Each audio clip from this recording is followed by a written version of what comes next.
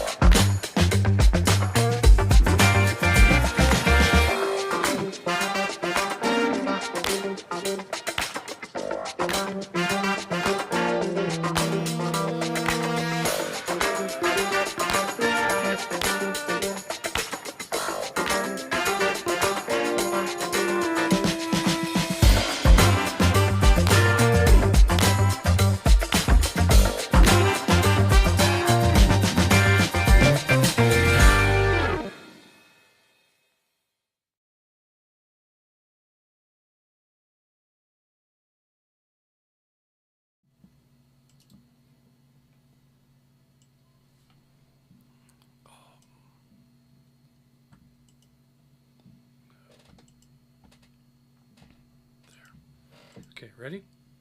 Yeah. Good evening and welcome to the North Georgia GMRS Regional Net. Tonight we are live from Studio Vanguard and we are linked in with the following repeaters.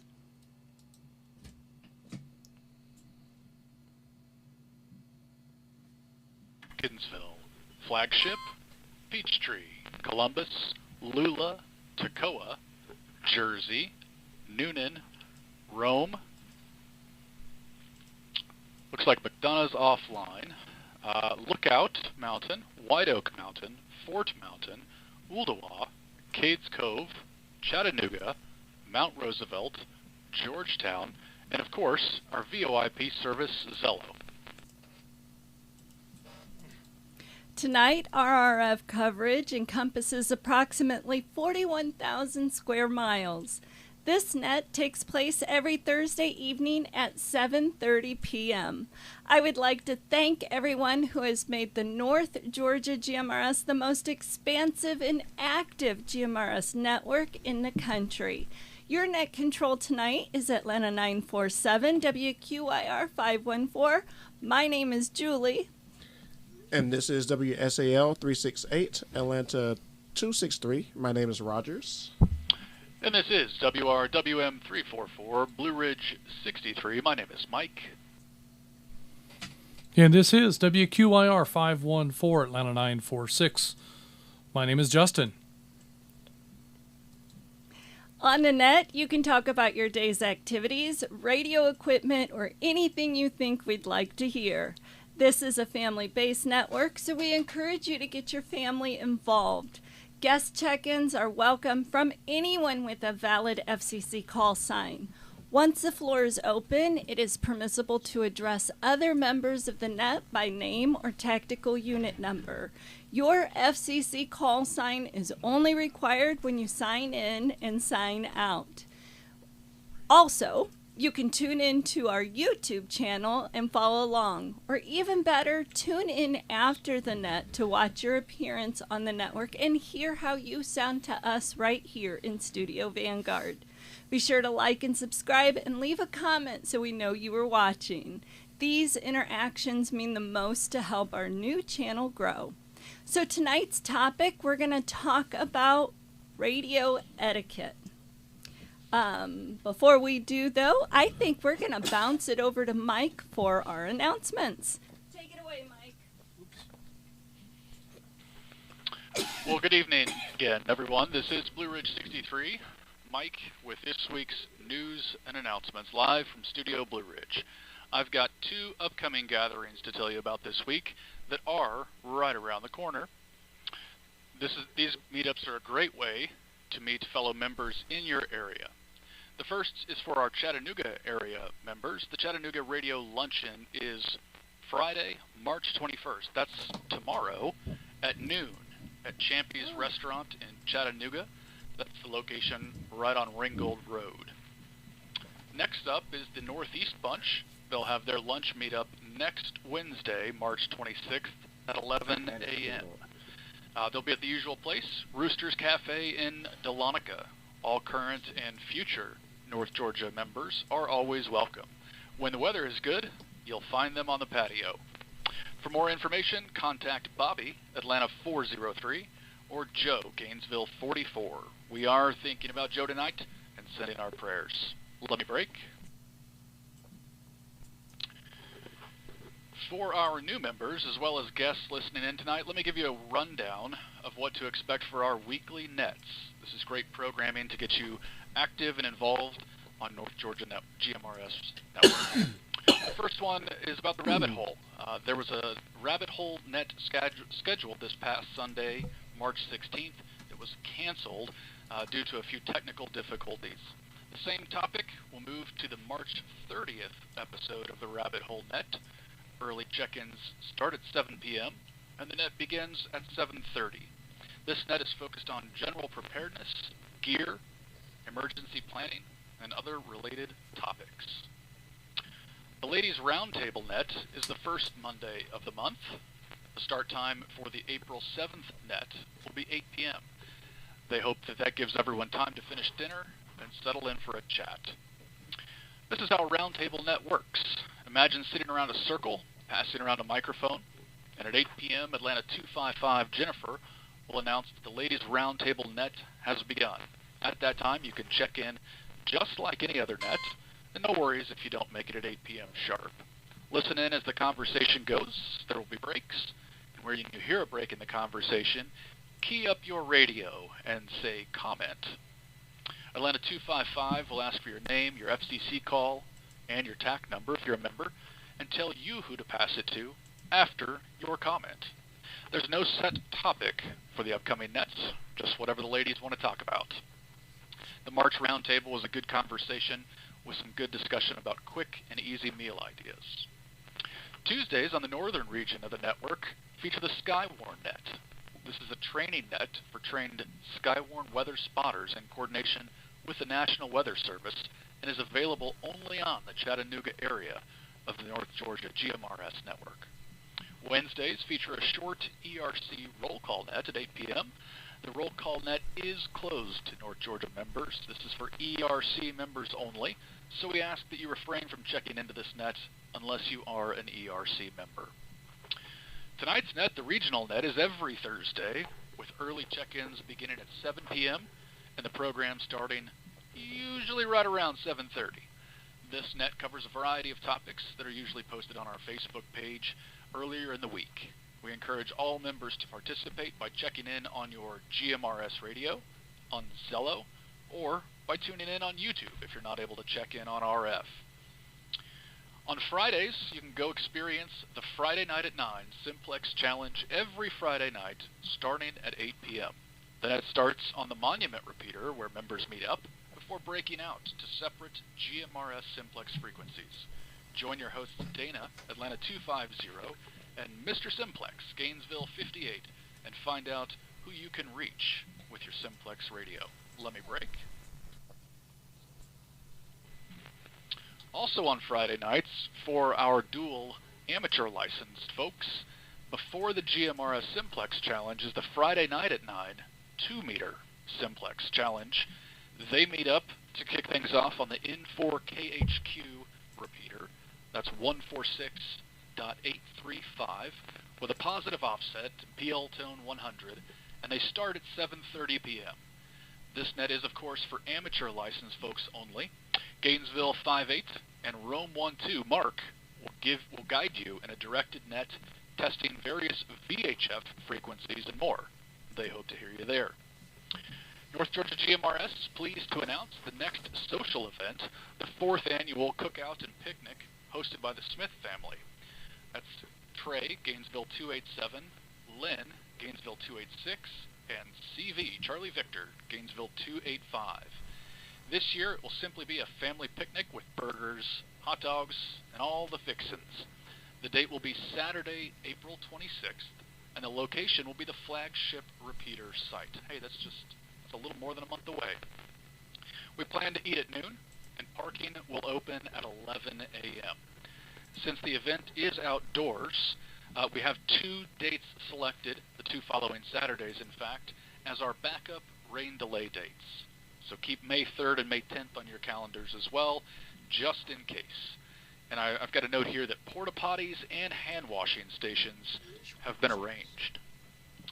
While you're there, we plan to give tours of the flagship repeater and offer a presentation covering the history of the site, as well as some North Georgia GMRS Network history. More information will be available on our Facebook page in the coming weeks. Based on previous year's attendance, we expect 250 to 300 people this year, and we request that you RSVP in advance. This is the important part. Write this down. The email address is nggmrsevents, all one word, at gmail.com. Important to note, there is no charge for admission. We just want your presence, not your money. Again, that email address is nggmrsevents at gmail.com. Let me break. The Chattanooga Amateur Radio Club continues to offer free classes and workshops on a variety of topics. For those interested in obtaining their ham radio license, there are multiple licensing classes available for all levels: technician, general, and amateur extra. You can check out their website if you're interested. w4am.net gives a list of all classes and upcoming workshops. Last but not least, Hamfest season is and has been in full swing in and around our listening area. The ARRL website has pages and pages of Hamfest throughout the listening area, so if you miss one, you'll be able to find another one soon. That's ARRL.org. That's it. If you have any questions, comments, or if you have news and announcements to share, please send an email to justin@nggmrs.org. All right, let's kick it over to Julie for this week's Julie's Tips. Well, I have a question for Mike. He was talking about the Friday night at 9 nets, and last week I had questions about the times, but I think we've got that sort of figured. Do you understand what the times are? You mean it's not at 9? No, it's not at 9 at all. So the Friday night at 9, the national program starts at 9, but our local program starts before 9. So we start, I don't know, when do we start? Usually early check-ins start at 8. We net figured starts this at 8:30 technically. Yeah, so we check in on a repeater at 8, then we go to the simplex testing at 8:30, and then at 9 is the nationwide thing. We try to get our local stuff done before the nationwide stuff kicks in because that elevates the noise floor. All right, so that's we figured all that out last week. This week my question is, on the 2-meter side of things, what is an offset? Mike, can you come back and explain what you had mentioned an offset, and what is that, and why does it matter if it's positive or not positive? What is it if it's not positive? Go ahead, Mike. Yeah, good question. We talked about this a little bit on the amateur radio net, some discussions about that, but an offset in amateur radio, similar to what we have here on GMRS is that anytime you're using a repeater, your radio needs to listen for traffic from the repeater on one frequency, but it needs to send its traffic, your voice in other words, to the repeater on a different frequency. In GMRS, we have a 5 megahertz positive offset, so you're listening to me right now on a frequency that starts with 462, but when you talk to the repeaters, you talk to a frequency that's 467. On the amateur side, the positive offset for the N4KHQ repeater indicates that you need to be positive 0.6 from the receive frequency, and that gives you your transmit frequency. Does that help?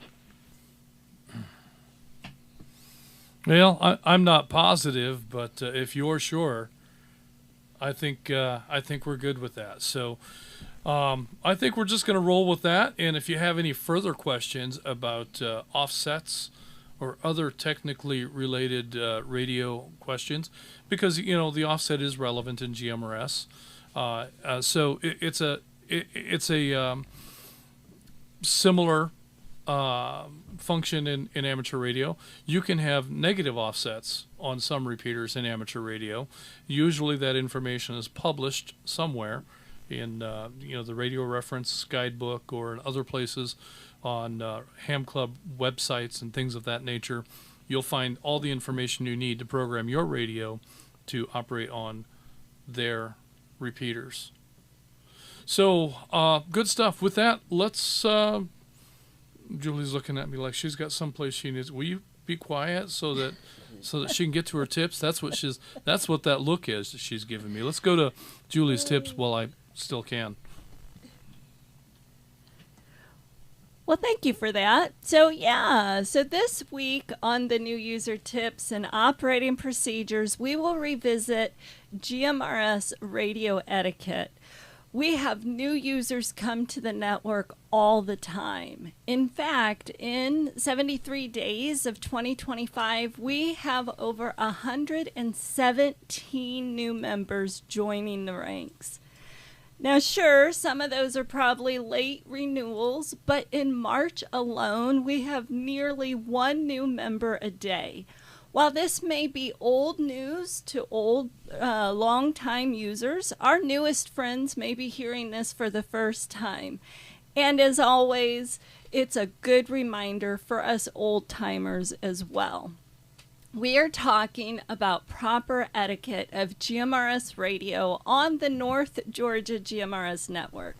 Many new folks who've just programmed their radios are curious if they're making the repeater and will key up, then unkey to listen for the repeater's delayed unkey or tail squelch.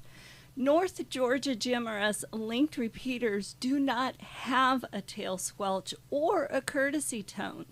These features create chaos on a linked repeater network and are not used. The FCC requires all transmissions to be identified, so the practice of kerchunking repeaters on any band is bad form, and it's unproductive as well as highly annoying on the North Georgia GMRS network. Please don't kerchunk the repeaters, and please don't blow or whistle into the microphone. The proper way to check if your radio is making it into the repeater is to key up, call out your FCC call sign and your TAC number if you have one, and say radio check. New users tend to be a bit mic shy. We've all been there. I can't tell you how many times I have had new members tell me they are intimidated to get on the air because they're unsure of the lingo. North Georgia GMRS Network encourages our users to engage in conversations without the use of lingo or words with cryptic meanings. Let's break. Let me break. What I mean by that is for you to have an ordinary conversation like you would if you were talking to a friend on your phone. When talking on your cell phone to a friend or a family member, you don't use words like Roger or over or 73s. Save that kind of lingo for CB or amateur radio. The only thing that is required that you would not do when speaking on your cell phone is to identify yourself with your FCC call sign at least once every 15 minutes while on the air. Other than that, using the radio is pretty casual. FCC Part 95.1731 says that permissible GMRS use is: the operator of a GMRS station may use that station for two-way plain language voice communications with other GMRS stations and with FRS units concerning personal or business activities. Did you catch that? It said plain language. Further, in 95.1733, the rules also indicate coded messages or messages with hidden meanings are prohibited. All of this is to say we really don't have a lingo to learn. In fact, we discourage the use of TIN codes even though the FCC says they're allowed.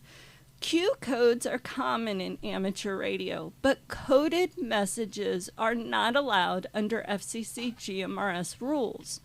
We will maintain a distance from the CB radio culture and will maintain a family-friendly atmosphere on the North Georgia GMRS Network. While you may hear the occasional Roger or over used on the network, it isn't expected and it's not encouraged. What is encouraged is plain language communications, a simple conversation just like you were in the presence of family or friends. To begin a call out on the air, you would call the station you wish to talk to first by using their tactical unit number, then identify yourself with your tactical unit number and your FCC license number. This will identify your transmission, which meets the FCC requirement, and it requests a response from the person you wish to speak to. If I wanted to make a call out to Justin, Atlanta 946, it would sound like this. Atlanta 946, Atlanta 947, WQIR 514. Let me break. A second call may be repeated if there's no answer. But if still no answer after the second call out, then please clear and give your full ID. It might sound something like negative contact, WQIR 514, Atlanta 947, clear. An open call may be initiated by simply stating that you're listening. That might sound something like WQIR 514, Atlanta 947, monitoring, or listening. And if you hear such a call, feel free to respond to that call with your ID and engage in a conversation. That's an open invitation to chat, so we encourage you to do so. The FCC call sign at the beginning of a call isn't required, but it's good form. But no matter how you come on the air, the most important thing is getting on the air. We'll coach you through the rest, and our users will help you along the way. And don't forget to slow down and leave some space between transmissions. Ordinary repeaters act pretty fast and will activate immediately if your signal has the correct tones in it. But in a linked repeater network, additional time is required for the linked devices to connect and to carry your traffic to the distant machines. If you don't briefly pause, the first syllables of your transmission may be lost. So we remind our longtime users, Justin, and our newest friends that we must avoid quick keying the repeaters for the best communication experience. Each time you key, allow a moment for the repeaters to link before speaking. And each time someone unkeys, allow a moment for someone else to insert a comment if they want to join your conversation. This pause will also allow for an urgent message to be broadcasted if needed. Quick keying can make it difficult for other interested members to participate or urgent messages to be transmitted. Inclusive and welcoming communications are our goal, and we'd like all our members to be able to join any conversation in progress by keying up and saying comment, or your tactical unit number inserted between key ups. It might take a couple of tries to get acknowledged, so don't give up. Once acknowledged, it is customary to rotate turns to talk in the conversation. This is what we call a round table. Let me break.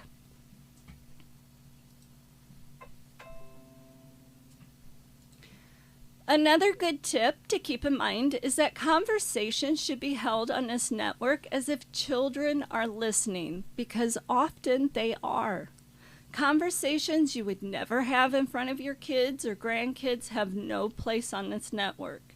Sensitive conversations such as disputes, discussions of politics, religion, or any uncomfortable divisive topic should be moved off air or avoided altogether, as stated in our MOU. Our Memorandum of Understanding is the terms of service document we all agreed to when we became members of this network. One more thing. While it's not in the MOU, we have new members joining almost every day so far this year. Mentioning our names along with our tactical unit numbers helps new folks learn who we are, and it helps us learn new members' names. These are just a few practices that make us the best radio operators on the North Georgia GMRS Network. I hope you'll tune in next week for my next episode of Julie's Tips and Operating Procedures. And again, if you have any questions or suggestions for new user tips and operating procedures, send me a note at julie@nggmrs.org. We are North Georgia GMRS Network. And that is it. So let's get back to taking check-ins. Let me break. All right. All right. Well, thank you for those tips, Julie, and appreciate all of that good information. So, a new member almost every day this year. Actually, the numbers kind of average out to almost 2 per day, but we know that a lot of those January renewals, new members were just late renewals, so that may be a little bit of an artificially inflated number, but nonetheless, that's still pretty remarkable. It really is. Growth. So hats off to all the new folks that have come on board. Thanks for your support, for trusting us to provide this service for your radio communications needs. We had a bumpy weekend last week with storms that rolled through. Yeah. We introduced a brand new thing for us we've never done before. Is something we call the Emergency Standby Net. The ESN is basically a promise to the network membership that a net controller is monitoring. So if you have trouble, if you have a problem, you can't reach 911. The cell towers are gone. Your phone is dead. Whatever the case may be, we're gonna make sure that we have somebody monitoring when there is a severe storm situation, when there is any critical occurrence that happens. It seems like we should activate the ESN. We will do that, and we'll rotate net controllers so that we have continuous coverage, so that if you have a problem and have to reach out over the radio for help, somebody will be there to answer. Now, even without the ESN, there's not that many times of the day when someone's not listening and you wouldn't be able to get any help. But this is a focused effort for us to be sure that we have somebody in place, not only that can answer your call, but also has access to information, a directory for 911 dispatch centers all throughout the state, throughout parts of Tennessee, the Carolinas, parts of Alabama. So we have a pretty comprehensive directory that our ESN net control operators have, so that if they do have to respond to an emergency call out, we can get the right authorities involved. That's really all that we can do. yeah, there's not a whole lot we can do beyond just calling the authorities. We could maybe call somebody on your half, a relative or something of that nature, but we can at least allow for that alternative connection to be made. Let me break. So that if you get into a bind, we have some way of being able to get you some help and get you back into good working order again. So the ESN network is brand new. We've got a couple of kinks to work out. We'll be talking about some of that stuff here in a meeting soon. But overall, I feel like the ESN net that we activated for last week's storm went pretty well. We took some damage at Flagship. Some power supplies for power amplifiers took a hit. And so the repeater was still operational. It was just only running at a portion of its rated power because of those power supplies that were damaged. So, and shout out to Dana, Atlanta 250 for spearheading that ESN net there. Yes, Net. Dana did a huge amount of the legwork, putting together. Dana compiled all of the information for the directory. Dana did a lot of work in recruiting and organizing people that could contribute to that, and then communicating behind the scenes. So Dana did a fabulous job putting all of that in motion. So hats off. And I think that net was run until maybe 3:30 or 4 in the morning. Yeah, I mean, it was pretty clear that the storm had moved through the area and was done, and they stayed on the air for probably 2 more hours beyond that. Wow. So, so 3:30 or so. I think the storm was pretty well through the area by 1 or 1:30. It had rolled through our neighborhood around 11:30 or 12, and we thought we were going to be in for a bit of a ride, but it was a lot of drama with one broken window. Mm-hmm. So it certainly could have been a lot worse. But yeah, great first run at the ESN, and not just Dana, but all the people that were involved. We had some official volunteers, and we had some unofficial volunteers hanging out and helping Dana out, and that's fabulous stuff. So it's a great community. We talk about all the time that in amateur radio we make contacts, but in GMRS radio we make relationships, and this is one more example of that. Good neighbors, good friends, and good people available to help out if the need is there. So I'm going to throw the log up here, and that will give Julie a chance to sneak out. And with that, we're going to go ahead and continue on with check-ins. Let's start off with Zello check-ins. Anyone wishing to use the voice over IP app known as Zello, go ahead and call in. If you're checking in using a radio, please hold your traffic.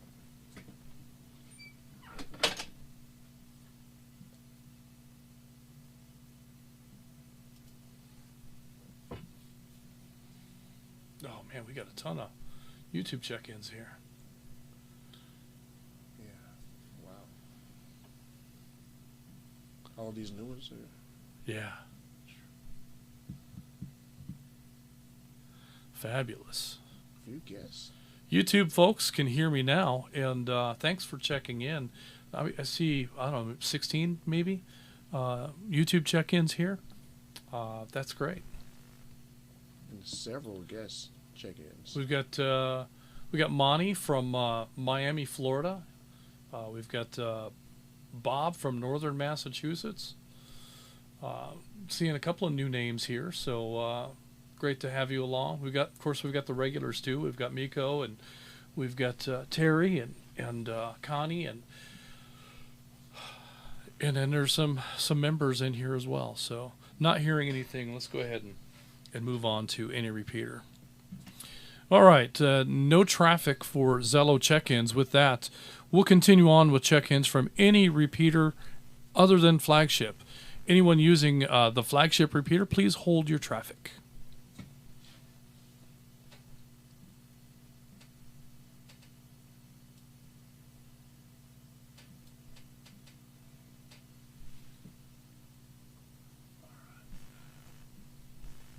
Vanguard's still in here.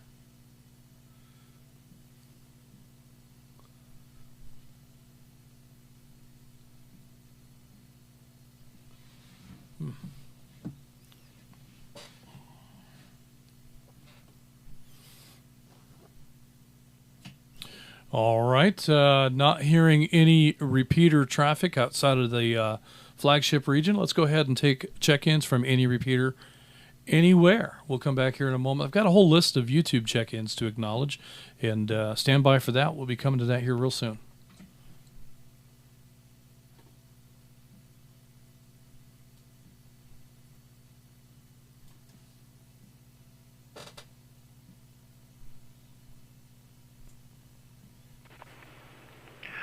This is WRBR 303, Chattanooga 30.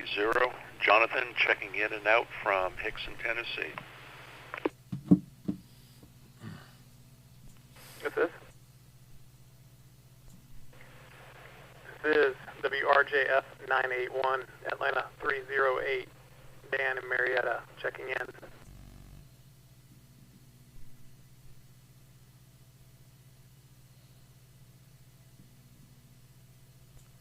WSGK 303, Atlanta 23, radio check.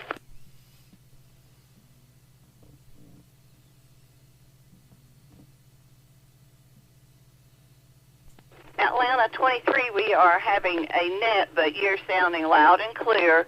This is WROB 245, Atlanta 849, checking in and out. And by relay, Atlanta 848, Ernest in Duluth. And we'll be listening. Go ahead, 23.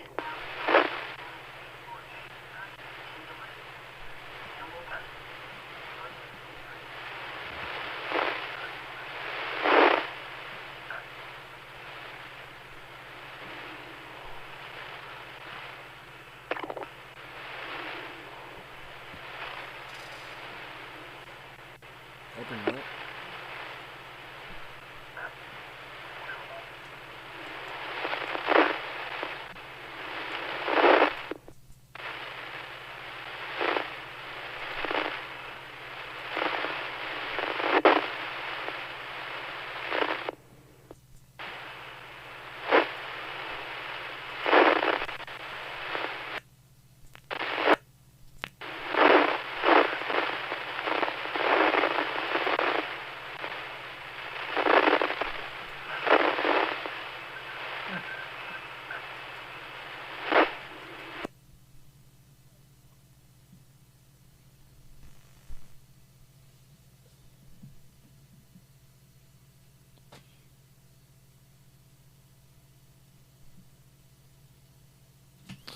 All right. We have temporarily dropped flagship from the link network until some of that noise goes away.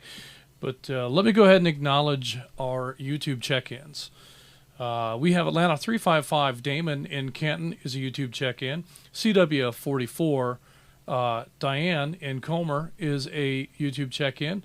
Gainesville 26J in Flowery Branch is checking in on YouTube. Atlanta 79, Scott in Covington checking in on YouTube. Atlanta 927, Connie in Buford, also YouTube check-in. We've got some guest check-ins from WSEQ 876, Terry in is that Cartersville? We've got WRWZ 961, Edwin in Rochester, New York. We've got WRYQ 727, Miko in upstate New York. We've got WRWY 456, Dave in Rogersville, Missouri. We've got WRYH 989, Bob in Northeast Massachusetts. Glad to have you along tonight. We've got WRQA 561, Monty in Hartsfield at the airport. Transplant from Miami. Is he at the airport or is he just over in Hartsfield? Not at the airport. Okay, thanks for that note. We've got WRFS 771, Atlanta 420, William in Roswell, YouTube check-in. Dallas 64, Josh in Dallas. We have Rome 12, Mark in Rome, and Atlanta 557, Ed in Kennesaw. Finally, we also have Atlanta 33 Tony in Lawrenceville. Those are our YouTube check-ins. Stand by one moment. I'm going to see if I can bring Flagship back in.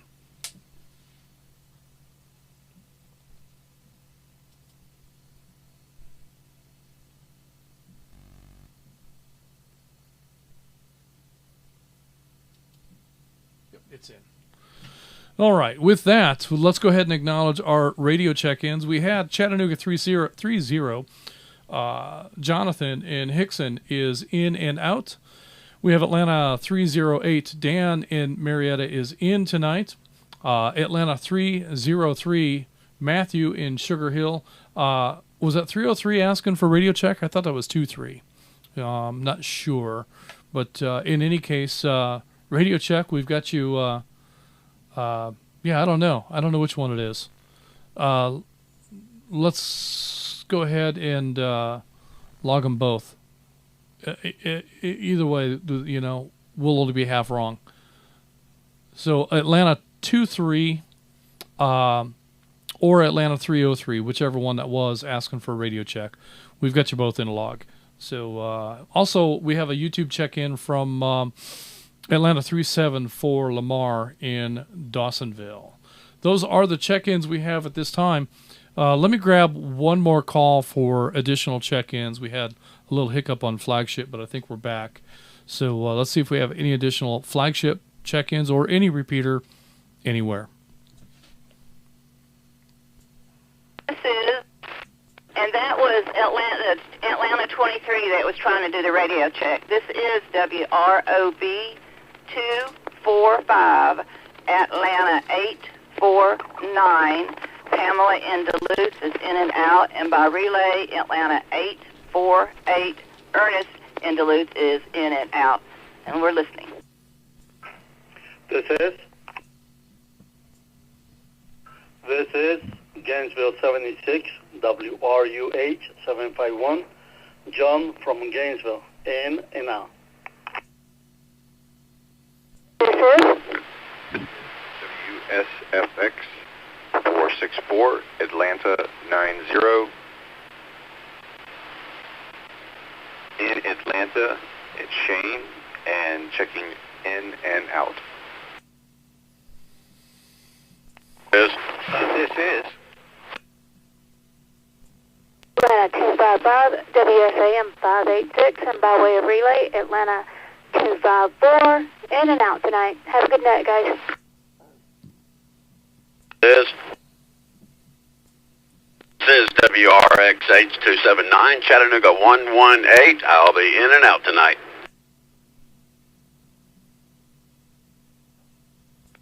This is. Good evening, Net Control. This is WRNW 488, Atlanta 532. Tom in Flowery Branch. I'll be checking in and checking out. Have a great night, everybody.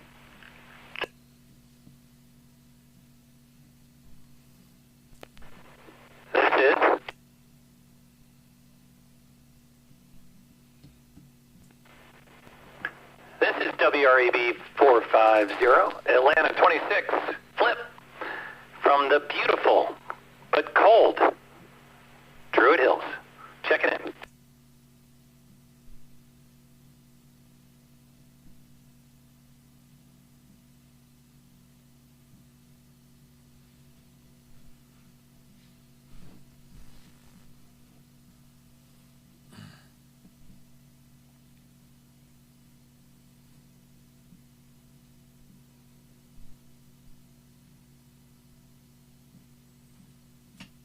All right, fantastic. Let me go ahead and acknowledge what we have now. We have Atlanta 849.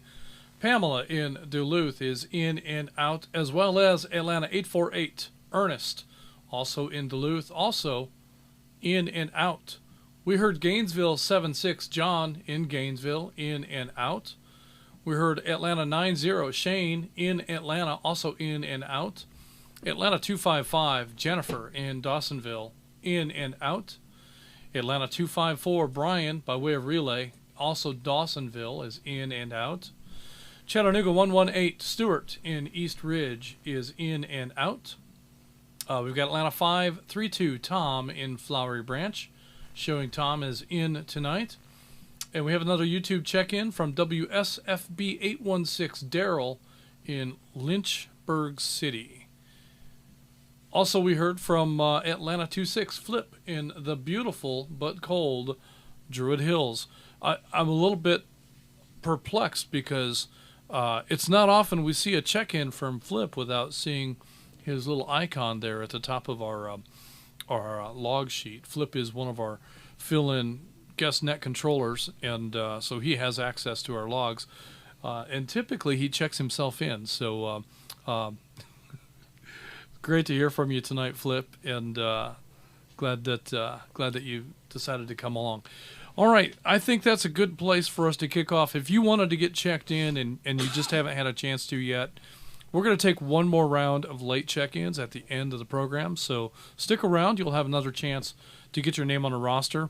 And, of course, Mike will be watching the YouTube chat, so if you have, if you'd like to, you can go to the YouTube live stream, and you can chat your check-in through the live stream. So that'll get updated as we go, and those names will get read off when we acknowledge there right at the end. Oh, I need to press this button right. Nope, that's the wrong one.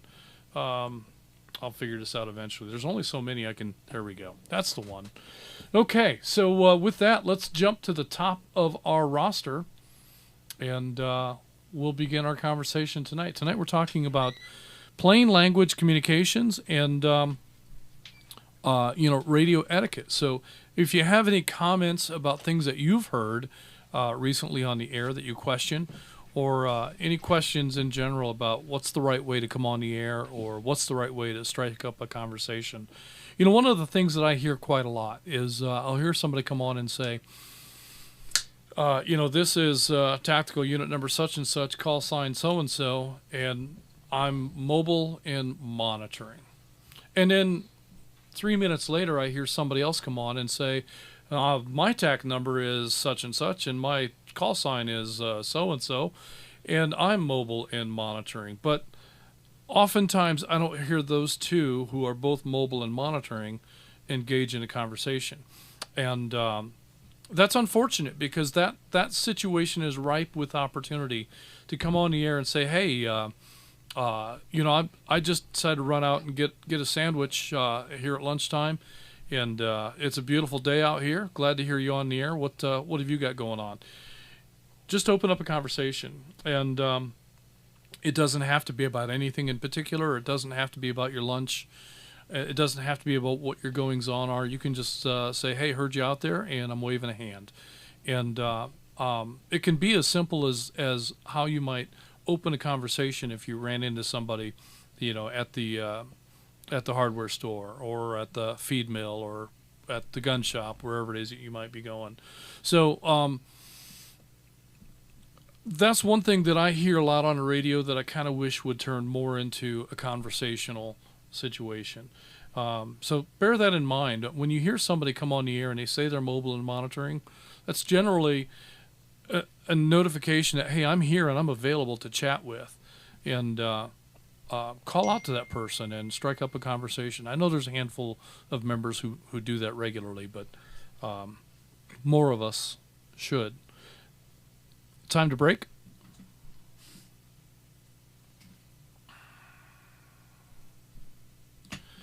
All right, and so with that, we'll go to our roster here, and first up is Atlanta 575, Jason in Mableton. Jason, do you have any questions or comments for tonight's topic?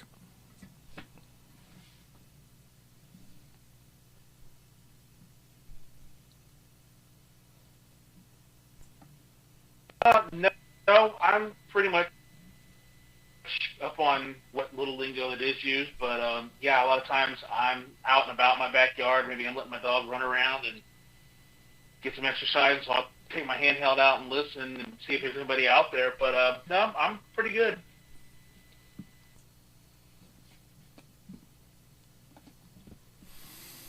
Now, walking the dogs is a great time to tote the HT around.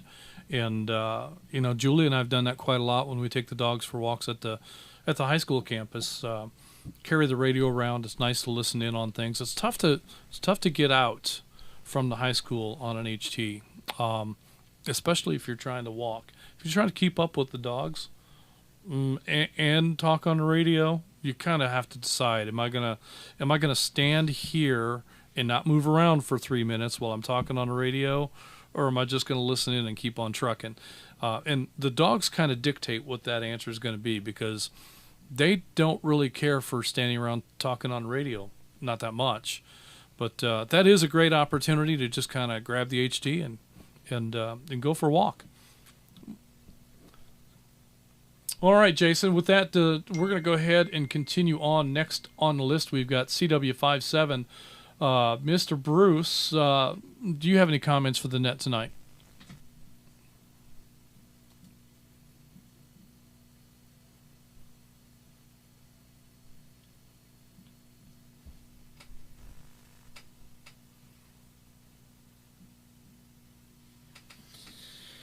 All right.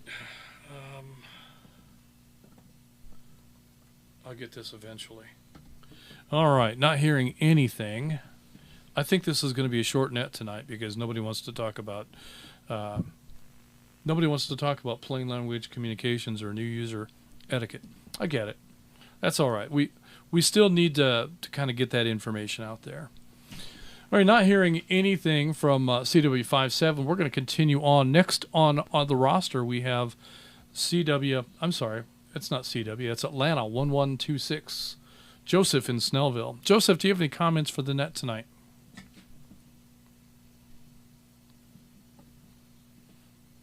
Yeah, this is Joseph, Atlanta 1126. I got a couple of comments. First thing, so I wanted to really give a shout out to Julie. Really appreciated that coverage about the plain language and such, because I know as an amateur radio operator I use a lot of Q codes and such, and I need to back off on some of that. So I really appreciate that, and I'm looking forward to hearing more on the next version. Second thing is, I was really amazed that we got our systems back up and running as quickly as we did, and I think your comment about Dana, who I haven't met yet, shout out to him and whoever else was instrumental in getting our system back up as quickly as they did. I mean, that was a great job. So let me break.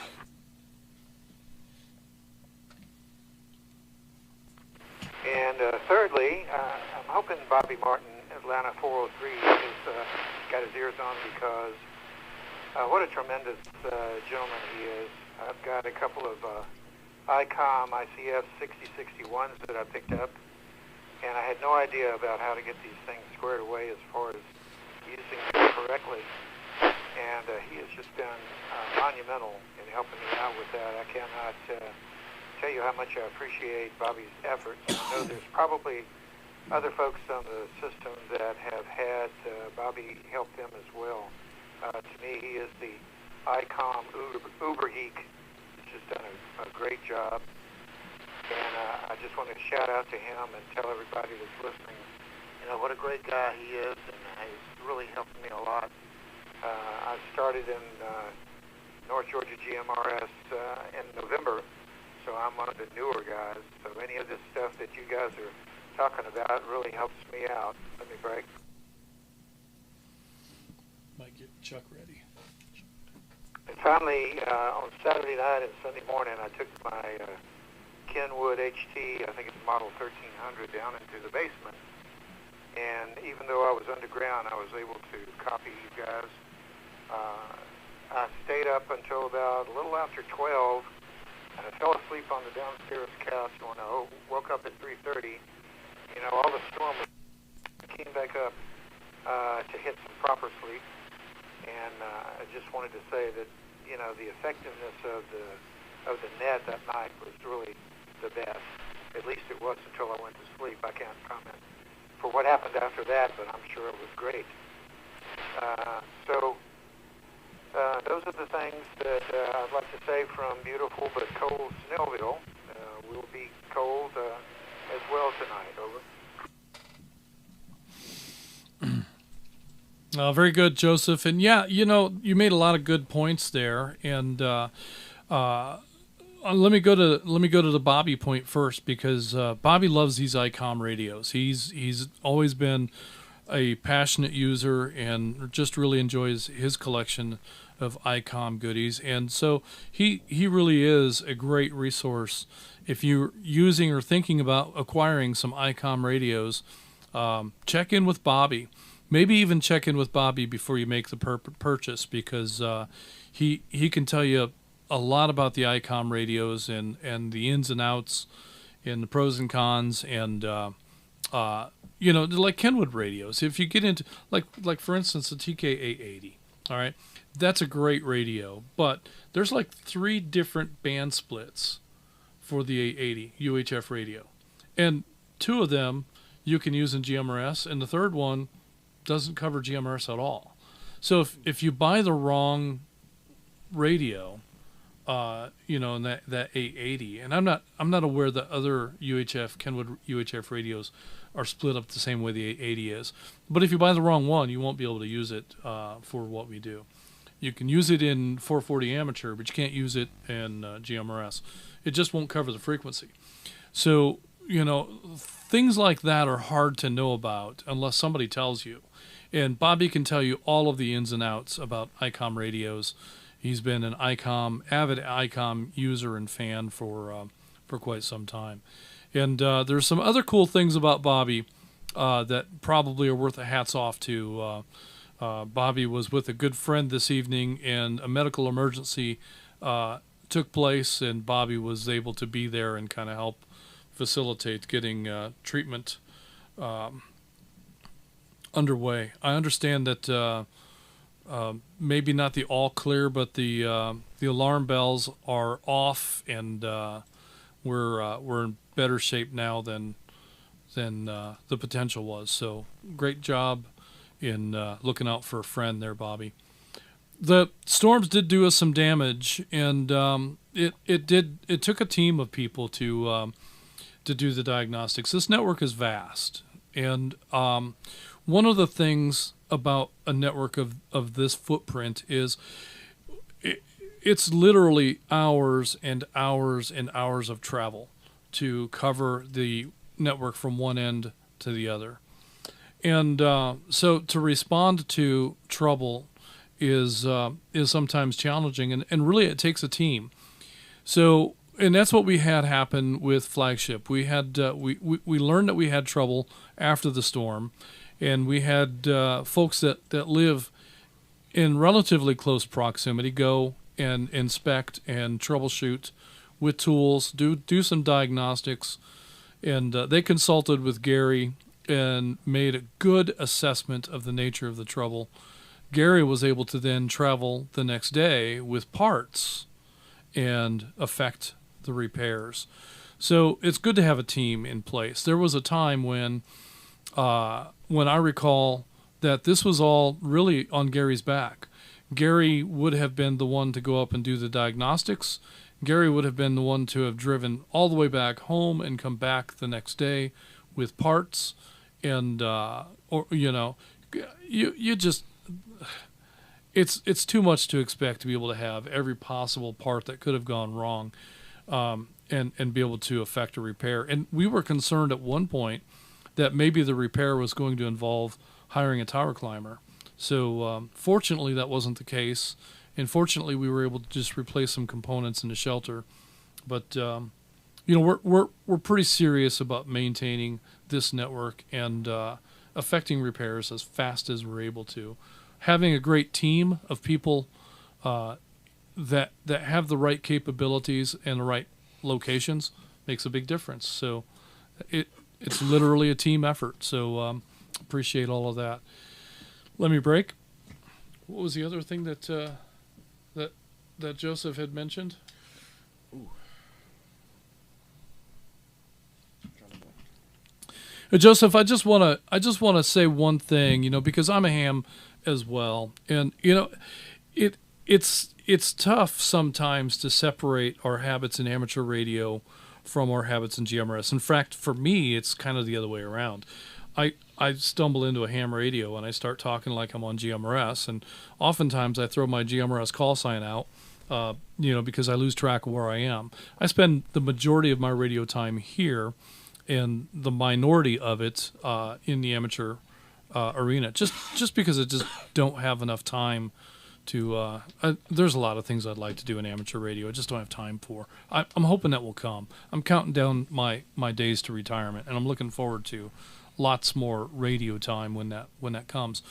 But I think that's part of the challenge that we face, is that this is kind of an entry level arena. That's just the way it is. We can get into radio here in GMRS. We don't have to take a test. That's almost the truth. I mean, navigating the FCC website and applying for the license, and then navigating the website to pay for that's your test. If you can get that done, the ham radio test ought to be pretty easy. But nonetheless, this is the entry into two-way radio. And I know there are a lot of people that were hams first, and then they came over to GMRS. That is a truth for many people. It was the other way around for Julie and I. We started off in GMRS, and then we moved over to ham. Julie's a general. I'm an extra. We enjoy all things radio, but this is where our relationships are. These are the people that we care the most about, and these are the people that we want to be engaged in and with as often as we're able to. So the plain language communications is really about let's not confuse and bewilder all the new folks that are just now coming into radio. Let's let them get solid in GMRS radio, and then when they come over into amateur radio, let's teach them all of that when they're ready to move over there. And I know that all of the mistakes that I've made along the way, both in GMRS and in ham, have been met with friendly corrections and good guidance. So the idea that if you make a mistake you're going to get jumped on, that's not the environment that we try to cultivate here in North Georgia GMRS. And in fact, I think that if you've listened for any length of time, let me break.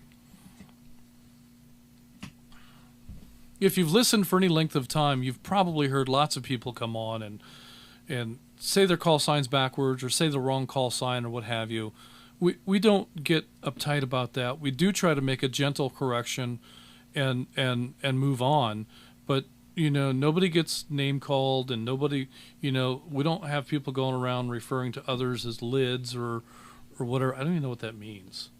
I'm not sure about that one. I've heard that a few times, usually directed at me. And that's okay. But, we don't really foster that kind of an environment here. And I think that that shows, and I think that's a part of why we see the growth that we do, because we try to be as welcoming and inclusive as we possibly can. And I appreciate you pointing all of that out. All right, Joseph, any additional comments?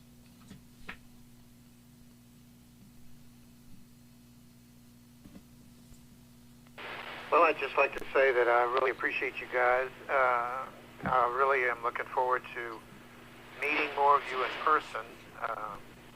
We can only say so much on the radio. Dana will be next. And so much of communication is nonverbal, looking at people, and about 75% of what we know about them is when we actually see them.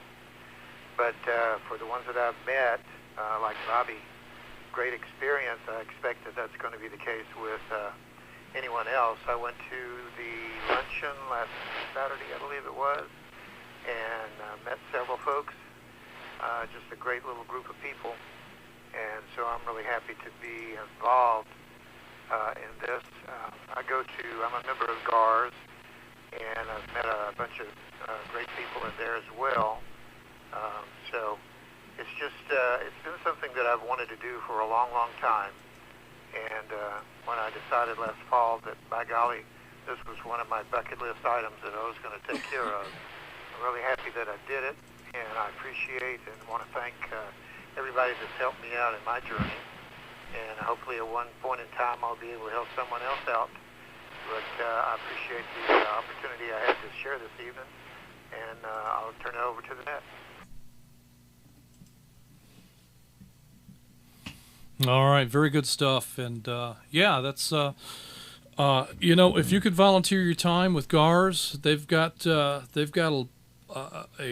big project they do every November, and it takes lots of people to make stuff like that happen. So we've been involved in that for a number of years. We're going to continue to be involved in that. And in fact, I was just invited to be a speaker at one of the forums for the upcoming Hamfest at the Atlanta Hamfest, and I believe also at North Georgia or Stone Mountain Hamfest. So we'll see how that all shakes out. We got a little ways to go before we get there, and haven't worked out any of the details, but probably will be making an appearance at both of those Hamfests. Well, congrats on that. Well, thanks. Yeah. We've done it before, and we'll do it again. And it's just it's nice to be able to, as Joseph pointed out, be able to meet with people and talk with them about a common interest. And one of the things that Joseph makes mention of is some of these luncheons that we have. This is something that I love about this network, and I wish that I could attend more of them. The fact that we've got folks that are gathering on their own in various areas, and this is the coolest thing ever, because it's not that you're being compelled to attend a meeting. This is something that people are doing completely on their own, but it's an opportunity for folks to share time with one another and meet people, and like the Meet and Geek that that Ed put together, where they're gathering, not only gathering to have lunch, but also to help program radios. That's very cool, because sometimes programming a radio is a barrier to entry. How many people are out there scanning through? They pick up their Bofang radio, or they get a radio at Walmart or wherever they've gotten it. And they scan through the frequencies and the channels, and they hear this traffic, but they can't figure out how to talk on it because they don't know what tones are or what offsets are. Right. And if you don't know that stuff, how do you find that out? So, you can learn some of what that information is if you go to nggmrs.org and just explore around that webpage. And then if you still have questions, you can go to our Facebook page, and you can join that Facebook page and ask the most silly, basic questions that you can ever imagine, and think that this is a dumb question and it's probably been asked 100 times before, and maybe it has. But our folks on the Facebook page will give you an answer without making you feel like a dummy. They will treat you respectfully, and they will give you good information. And what the coolest part about that is, there is barely any moderation on that Facebook page. You sure about that? Yeah, I am. Wow. Because I would be one of the moderators, and the number of times, I'm not saying it's never happened, but the number of times that we go in and take a post down, or that we remove content, is few and far between. It does happen, but it's not with any regularity. And I think the last time I made a moderation effort within the page it's been months ago. We do take stuff down if it starts to get out of hand, or if it's moving in a different direction, or if it has bad information in it. That's rare. It doesn't happen that often. You're right. Because I see a lot of people asking, even like you said, the same questions over and over again, or sometimes might be a healthy debate going on where, who knows, it may go a little too far sometimes, but yeah. And if it does, so if there are comments on a Facebook page that belittle or are derogatory in any way, we pull that out. Yeah. And probably what we'll do is just pull that whole conversation out. Mm-hmm. Because it's very tedious to try to nitpick as to who caused it or who started or whatever. We just get rid of the whole thing, because there'll be an opportunity to bring this subject up again, and maybe a little more tactfully next time. And there are some subjects that are very controversial, and when they hit, we watch it close, and if it turns sideways, we get rid of it. But that's infrequent. It's not very often that we engage in those kind of activities. All right. Thanks again, Joseph, for all of that. With that, we're going to continue on. We're going to go to the mountaintop of Olympus and check in with Atlanta 250. Dana, do you have any comments for the net tonight? Well, as usual, I'll start off by saying good evening to you, Justin, Mr. Mike there. I think he's satellite tonight. Gary and Rogers. Y'all do a great job and keep us all informed and entertained at the same time. Let me break.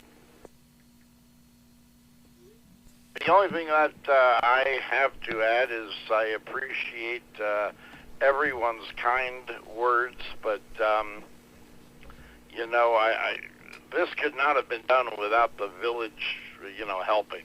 So I mean, it's you know, I appreciate everybody that helped out and organized it and had comments that I learned from. So yeah, I mean, it's not just my doing. It's members helping members. And then I'll turn it back to you guys.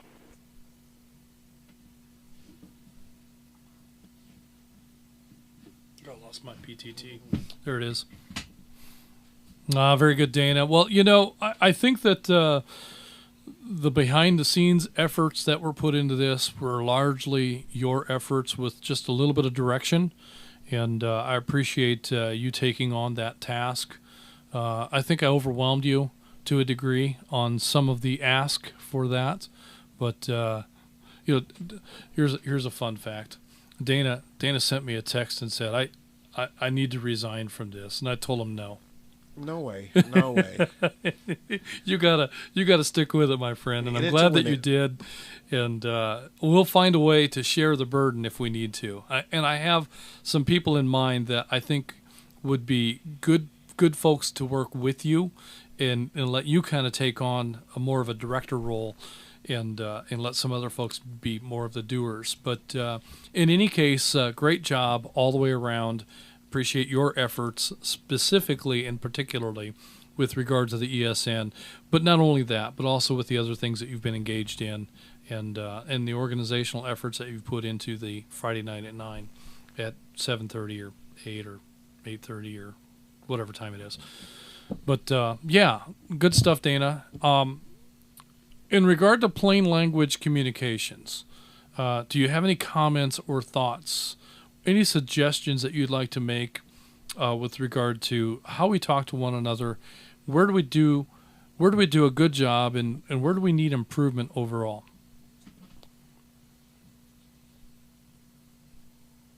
Well, as everybody has covered already, you know, the ham world, the GMRS world, they have a lot of similarities.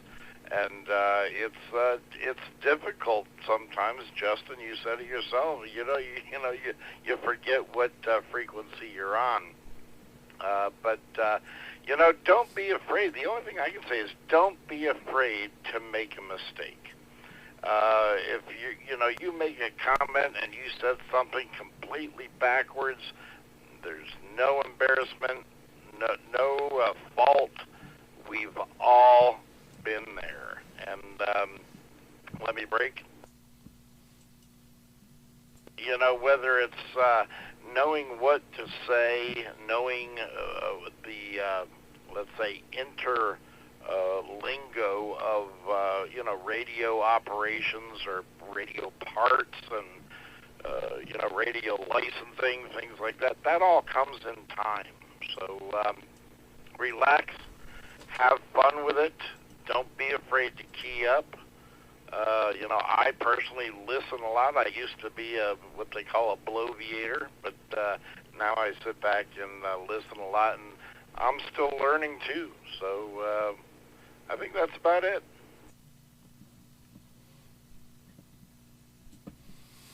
Well, good stuff, Dana, and yeah, I think that's good words.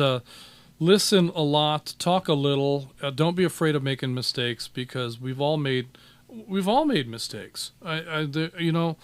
Right here from this desk, I've made plenty of blunders along the way, and I just keep plowing on through it. We're just going to keep right on going, and try to have fun doing it. So, and I think that's what brings most of us here is we're trying to have fun.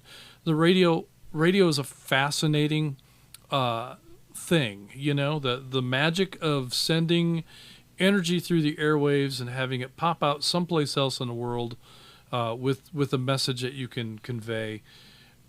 Two-way voice radio is special because it's not just dits and dahs or data packets flying through the air, but it's a voice with inflection and with emotion and with information and with a human element to it. Analog radio is this is I mean, there's not very much analog radio left in the world. You get into amateur radio, there's a lot of digital DMR radio there. There's still plenty of analog, I guess, in amateur radio, especially in HF. But there's also a lot of digital modes, and there's cool things that can be done in digital radio. But nothing really replaces the human factor of being able to have a conversation one-on-one or one-on-many over the radio with all of our North Georgia GMRS friends.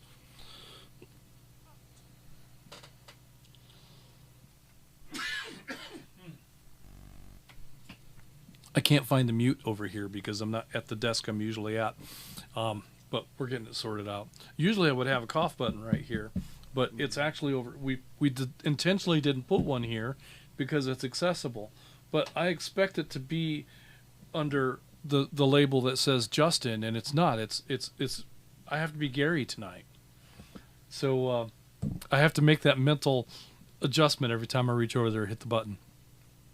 Which reminds me, I can mute Julie's mic now. So all right, well, good stuff, Dana. With that, let's see if Chuck is available for any comments. Chuck, do you have anything that you'd like to add to tonight's discussion with regard to plain language communications?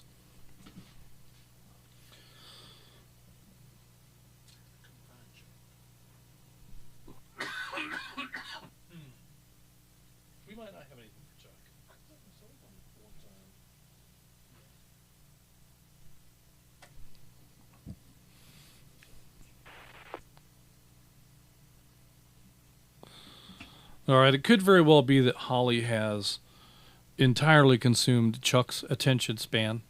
I believe that attention span is about the same as a wolf. So that's highly likely the case. And I'm being told that I missed a check-in here. So let's go back to Atlanta 924, Billy in Talking Rock. Billy, did you have any comments or questions about tonight's subject, plain language communications? Yeah, Justin, in reference to radio etiquette, and if you've already addressed this, I missed it. Let me break. Can you just run through the protocol of the network, for instance, talk time? Example, two guys rack chewing. And then another example would be one operator having 5 to 10 separate 10-minute conversations.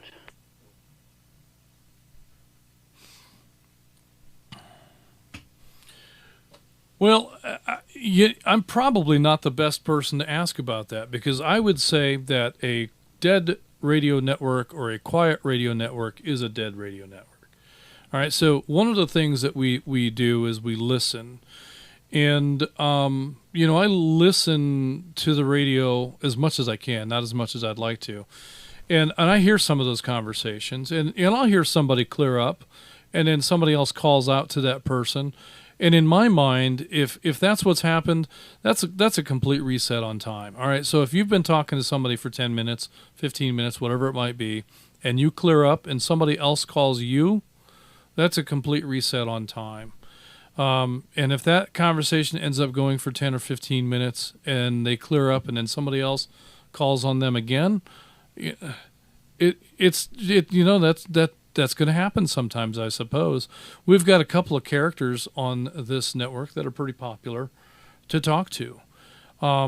So I don't really subscribe to the camp of, there should be a 15-minute time limit, and once you've talked for 15 minutes, you have to go away. I don't care if people are on the network for hours at a time. I do care about folks being able to comment their way in. So if the comment is going on and quick keying is happening and there's no space left for somebody to comment their way in, then if you can't comment in to be able to join the conversation, then you also can't comment in to be able to pass on an urgent message. I can recall times when I used to ride the express bus out of Midtown, and I'd get off the bus expecting Julie to be there to pick me up, and she's not there. So I just want to know, do I have time to walk across the street to Lowe's, or do I need to just stay put? That's all I want to know. And so a quick radio conversation would enable me to collect that information and make a decision.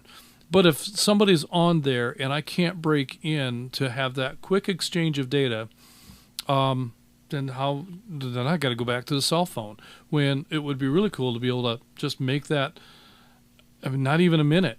Just, hey, how close are you? Are you within 5 minutes, or have you not left the house yet, or do I need to I can walk around and kill 15 minutes at Lowe's. That's no big deal. I'd rather do that than just stand in the hot sun waiting for a ride. And waiting around at the bus stop is just not my it's not my thing. There's 100 things that I'd walk around the parking lot before I'd do that. So being able to break into a conversation that's ongoing is important. And if the conversation that's ongoing doesn't allow for that, then that is foul. That's where the foul is. I really don't care if somebody's on the air for an hour. I care if the guy that wants to make a 2-minute conversation can't, because of those guys that are on the air for a long time. Does that make sense? Yes, sir, completely. Thanks for the clarification there, and maybe it helps some of the newer members. Atlanta 924, clear. All right, Billy. Glad to hear from you tonight, and thanks for your comment and your question.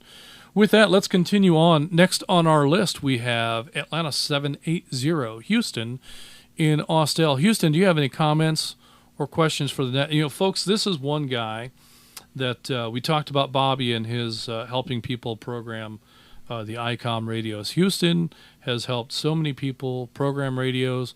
Houston's given people radios. I'll bet I don't even know how to quantify how many radios Houston has given away.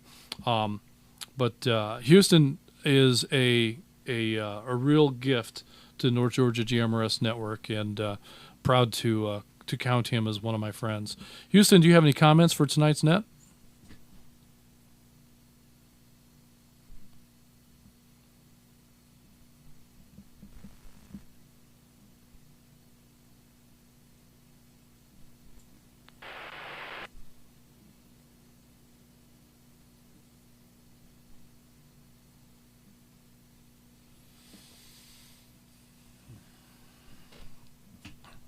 Atlanta 780, Houston, are you there?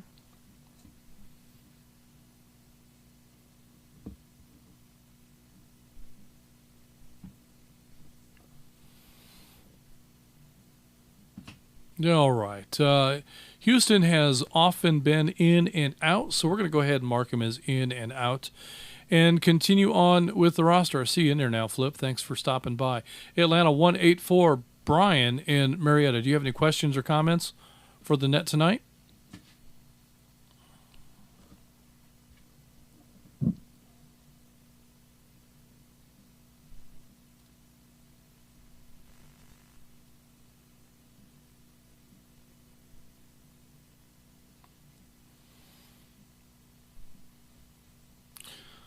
All right, we're going to show Brian as in and out, and we're going to continue on to Atlanta 317, David in Sandy Springs. David, do you have any questions or comments for tonight's net?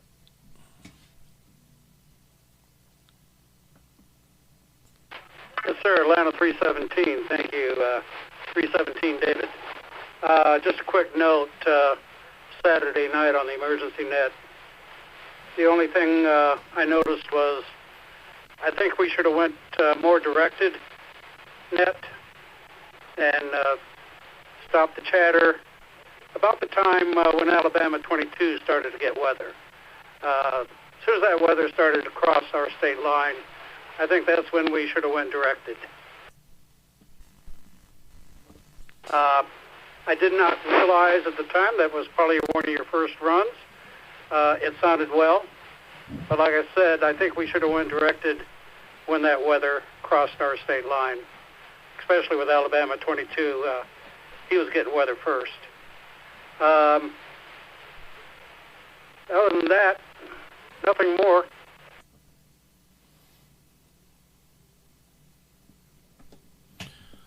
Well, that's great feedback, and that's some of the stuff that we need to hear from our audience so that we know what kind of adjustments that we should make going forward.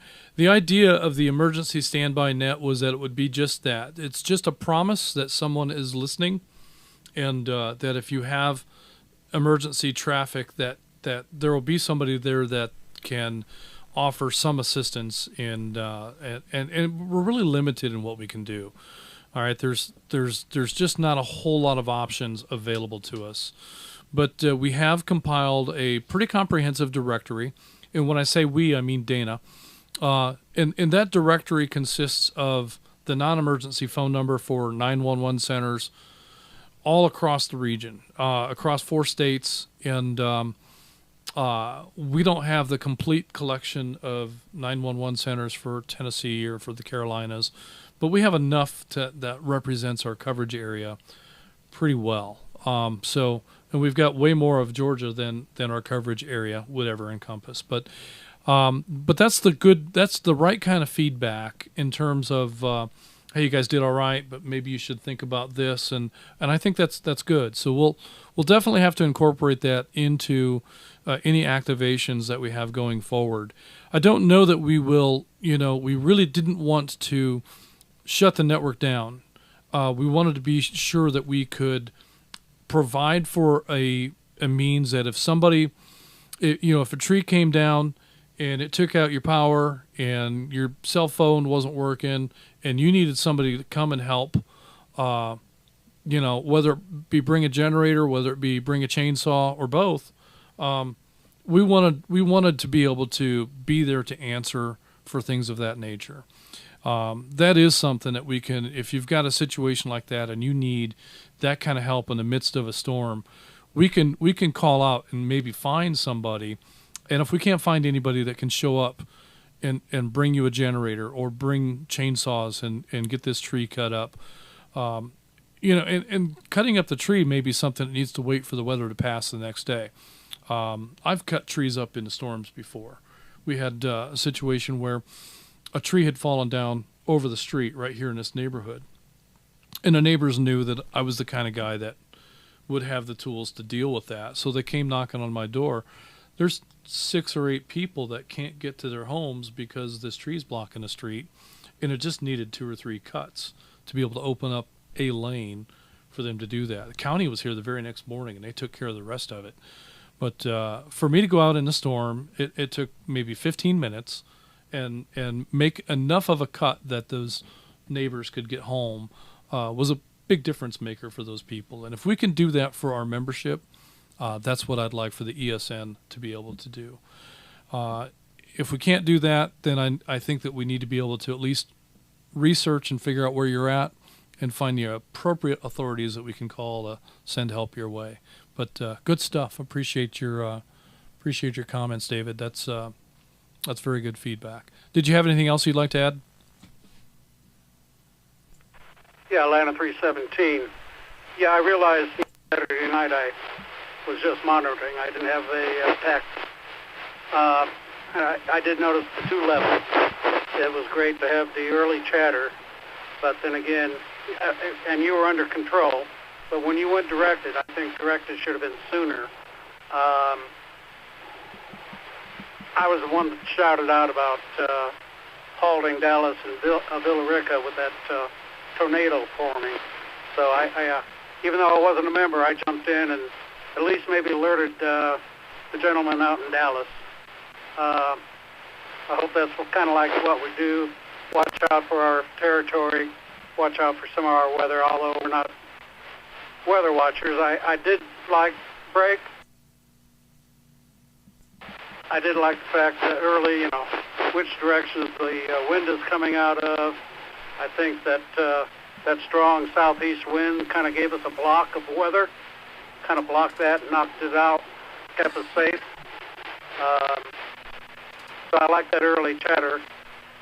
Everybody knows it's coming, right? And I thought it went well. Well, I've got a calzone here I got to eat. This is Atlanta 317 David, just seconds away from the Roswell Road River Bridge. Standing by monitoring. Very good, David. Well, I've often said you should never get in the way of a fat man and his food. And that's a dangerous place to be. But, it always boils down to, in radio, we're all driven by food. So get to that calzone, enjoy that tasty treat. I hope it's just all the flavors that you love, all the toppings that you love. So enjoy that. I don't have a calzone. Did you bring any? No, but it's making me think. I had some pizza. Yeah. But calzone sounds pretty good. That's like pizza, only different and in some ways better. I mean, it's portable. You can walk around. It's like walking pizza, walking tacos. Yeah, it's not in that triangular shape for pizza. Good. It always boils down to food for us. I don't know what it is, but good stuff, David. Thank you for all that, and appreciate your feedback. Next on our list, we have Atlanta 308, Dan in Marietta. Dan, do you have any comments for tonight's net? We're talking about plain language communications.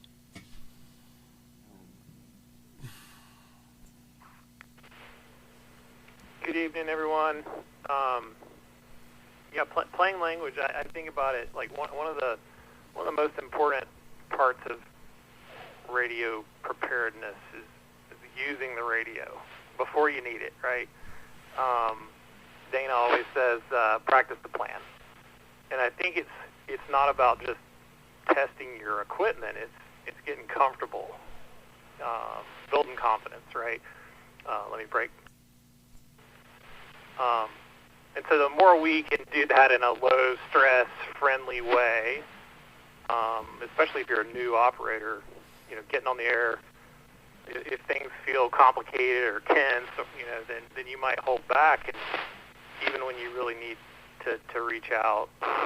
Let me break. So I think that's why when I think about keeping it simple and clear and welcoming,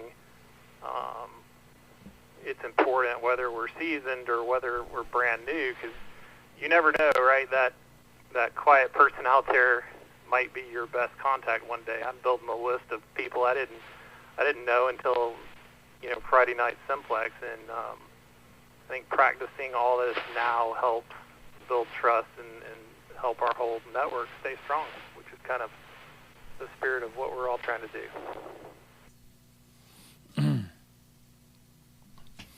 Yeah, I think that's a great point, Dan, and along with practice the plan, and I think that Friday night's a great place to do this. All right, it's also important that we get our family involved. I don't necessarily expect our spouses and various family members to come on to Thursday Night Net. That would be great if they did. I would love that very much if all the people that checked in, if their spouses would check in and chat with us too. That would be awesome. But if we can't get that, what I'd really like to see happen, and I won't see it because it's going to happen, in the midst of things, is that we go out into the backyard and we find a reason to use a radio. All right, hand a radio to your spouse while you're backing the pickup truck up to hook up to the boat.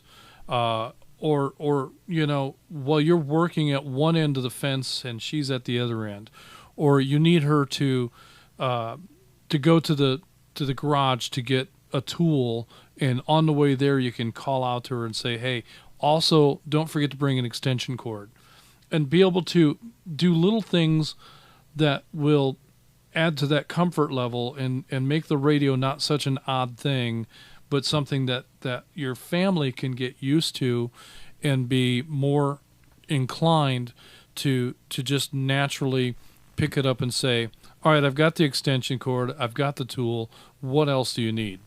I don't want to have to make that trip again, so go ahead and give me the whole list of things so I can carry this stuff out to you the one time.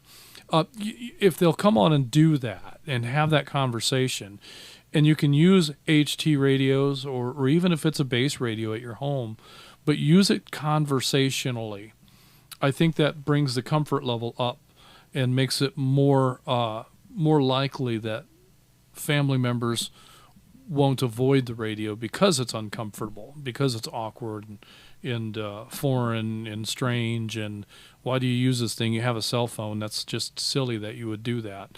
Maybe it is, but if we can get practice into using the radio for things that are not important, then when it becomes important that we have a radio, maybe it's less of a barrier to entry if we can just go ahead and grab that radio and engage with our family members. Because let's face it, if this stuff hits the fan, those are the people that we're going to need to be able to make contact with first and most. We may have to work in situations where we don't have the comforts of electricity and water and things of that nature, and maybe one person has to go get water while everybody else is hunkered down someplace. And being able to stay in contact and being familiar, that's the last place in the world where you want to teach somebody how to use a radio. It'd be great if our family already knew how to do that. So that's the thing that I like to extend to our members beyond the practice to plan, is incorporate your family in the plan.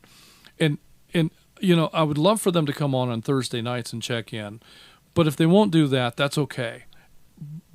But I hope that they are at least engaged in some radio activity so that when things do get difficult, we'll have family members that are at least a little bit prepared and not having to be trained on the fly.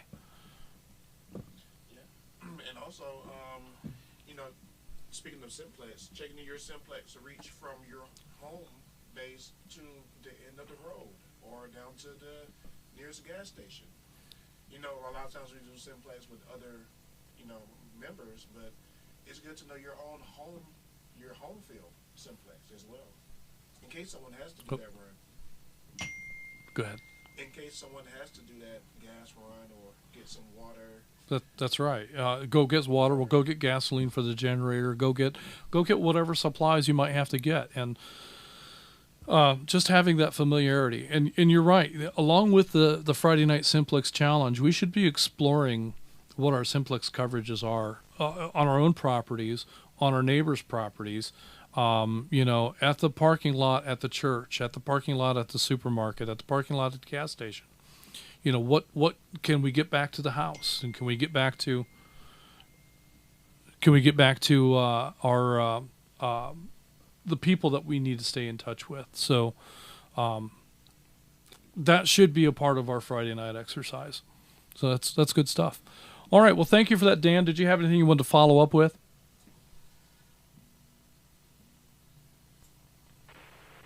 No, sir. Great point on the family. That's huge. You guys have a great night.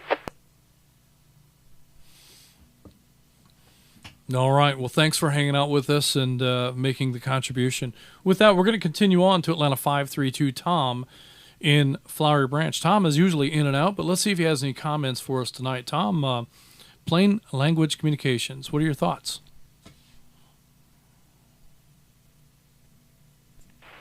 Good evening, Net Control. This is Atlanta 532 Tom in Flowery Branch. Can you hear me tonight? My reception's pretty bad, but how are you hearing me? Oh, you're booming in here, Tom. You sound great.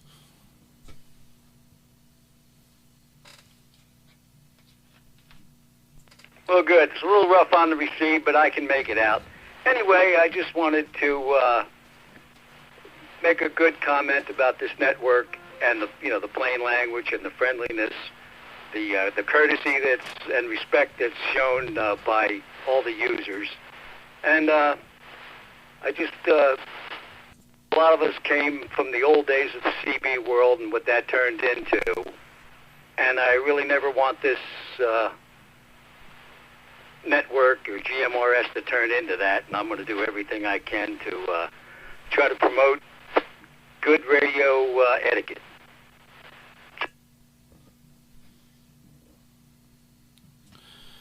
Yeah, and I appreciate that comment, Tom, because that's one of the things that we do worry about. All right, the CB radio as a mechanism has just become useless, and as a former truck driver, that was one of the things that really turned me off to driving. Is that you've got this radio here, and we can go off on different channels and have conversations, but to use it for what its purpose was on channel 19 on the highway.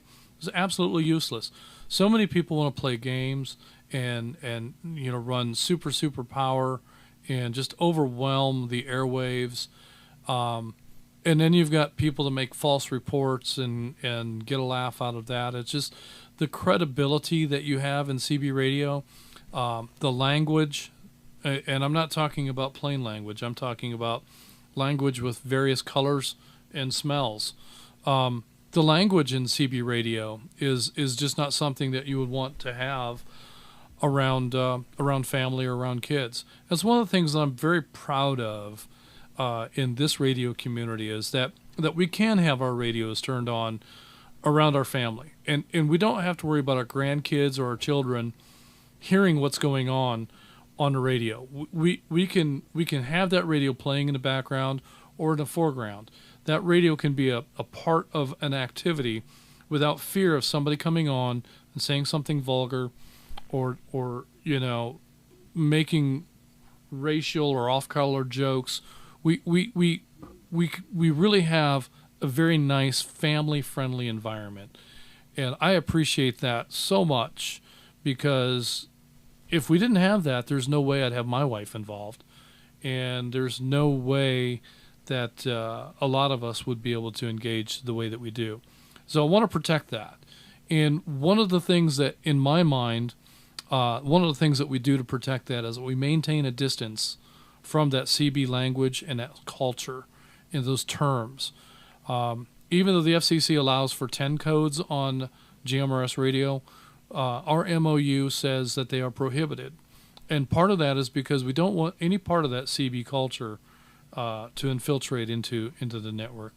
So when we hear people that are using those terms in that slang, we're likely going to send an email. Sometimes that stuff kind of fades away and goes away on its own, and sometimes it has to be addressed. But in every case, we really, really appreciate folks that stop making those references on the air. We just, the other thing that I don't like about those jargon, those terms and things, is that's one of the most common things that I hear when we go to the ham fests and I talk to people and I meet their spouse and I say, I'd sure like to hear you on the air. What I hear most often is that they're intimidated by the lingo. And that's unfortunate because we try so hard to keep that to a minimum. Now, there's not much that we can do about the requirement for the FCC and identification. All right, we have to do that, and that turns into kind of a pattern and a sort of a lingo of its own. But beyond that, most of what we do is very conversational, and that's what I love about this network, and that's what I hope to promote and to maintain within this environment is that kind of communication. Tom, did you have anything else?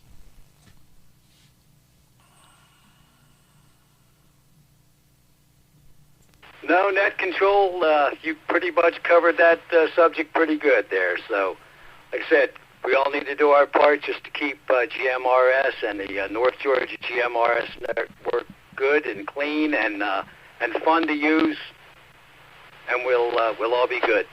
Back to you, net control.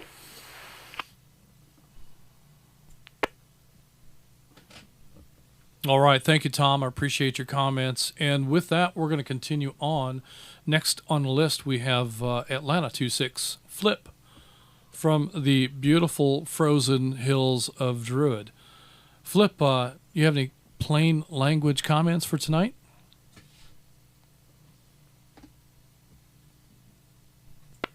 Well, hey, everybody. How's everybody going? Justin, I don't mean to be critical, and please do not take this in a critical manner. This is a constructive conversation. But one of my pet peeves is as it relates to identification. On the GMRS network, especially North Georgia GMRS, we all have tax signs. So when I reach out, say, for example, to you, I would say, Atlanta 946. This is Atlanta 26. And I would break. But, most people on the network here feel a need to identify, call out their GMRS call sign. And the rule is that we only need to identify every 15 minutes in GMRS and at the end of a conversation. So, like, for example, if I'm reaching out to Todd, I would say, hey, Atlanta 1402, are you around? Atlanta 1402, this is Atlanta 26. And I would break. I don't need to call my GMRS call sign. This is a much more comfortable family, casual network. And that's kind of my pet peeve. I think we should, my own personal use, I don't mean to be critical of anyone else, but my own personal use is not to use the call sign as much on GMRS unless I'm ending the conversation or it's been 15 minutes. And that's just my approach. I know people have different approaches, and that's fine. They feel like they need to identify their call sign. But, and in the ham world, it's different because we all have our... You timed out, Flip. I guess I need to break. I'm on a rant. But anyway, I think you're getting the point. In the ham world, we don't have our individual call signs, and that's all we have. We don't have tax signs. So I love the fact that we have tax signs on North Georgia GMRS, and I like to use them. I don't feel a need to call our call sign as much as everyone else does, it seems to me.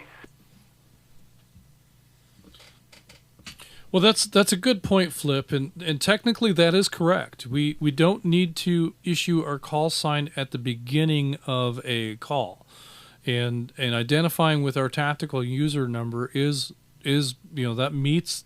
Well, there's not even a requirement to identify at the beginning, but we do have to identify, that we are trying to make a call and who we're trying to call. So that's where that comes from. So Atlanta 26, this is Atlanta 946, is enough to start that conversation. For me, I guess it's, this is one of those habits that I've formed along the way. And so it's hard for me to say Atlanta 946 without saying WQYR 514. That's automatic in my head. Whether that's right or wrong, technically it's not required. Like you say, we can start the conversation without the FCC call sign and just identify using our GMRS TAC numbers. And that's perfectly legal to do. And after 15 minutes or at the end of the conversation, then we issue our FCC given call sign. That is okay to do it that way. There's nothing wrong with that. So, for those that are thinking along those lines, you can adopt that habit. That's perfectly okay, and it meets the identification requirements of the FCC. So, good point, Flip.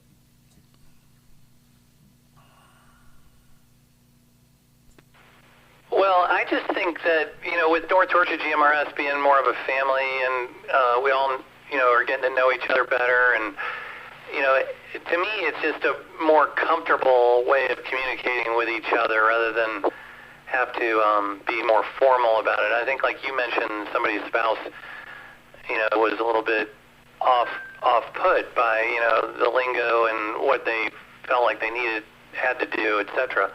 I just think it's I would encourage people to just use their text sign more often, and then obviously, to follow FCC guidelines, use your, call out and identify what your license is before you end the conversation, or if it's been 15 minutes.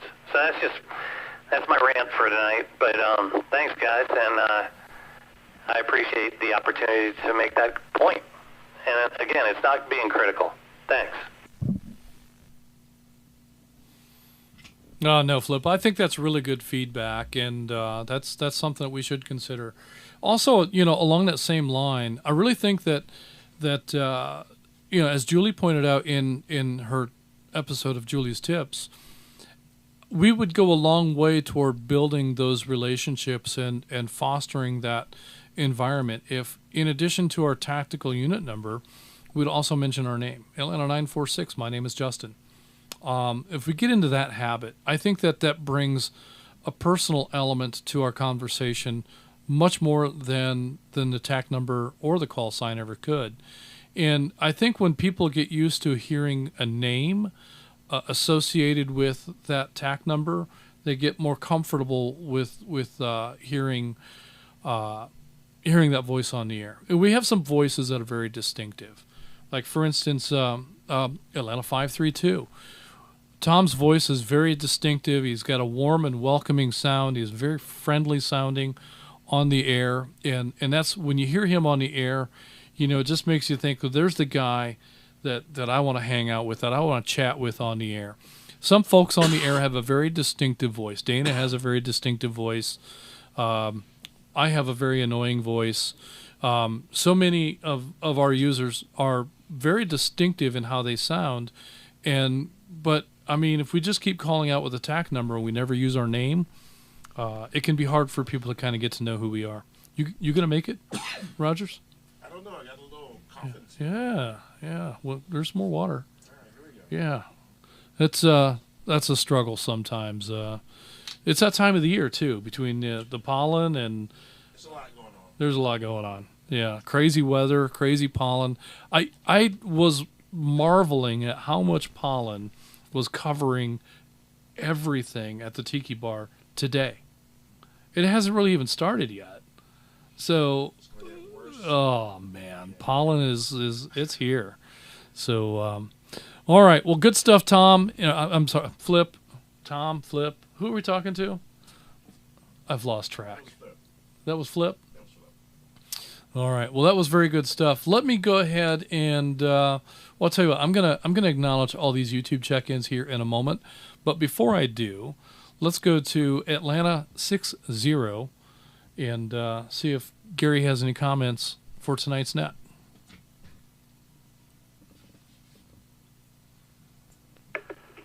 Well, good evening, everybody. I'm glad I was able to get back from my meeting in time to join in on the net. I know I'm a rare appearance from time to time, but wanted to try and make an effort to get in there tonight.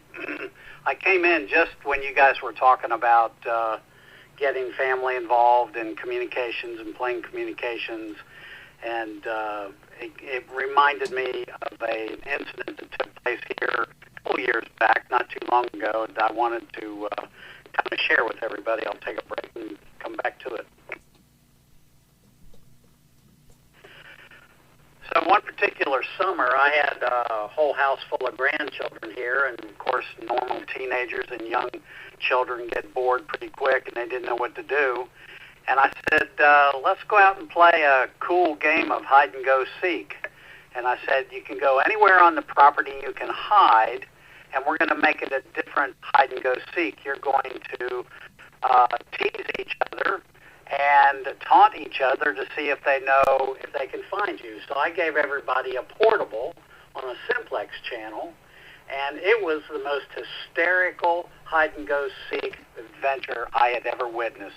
Those kids had a blast taunting each other and teasing them about, oh, you're close, but you can't see me, I see you.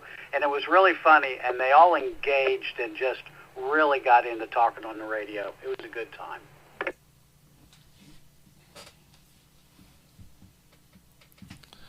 Well, that sounds like an opportunity for a game that we could play at the Smith family picnic coming up on April. Do you remember what that date is? Is it April 26th? Last Saturday. Yeah.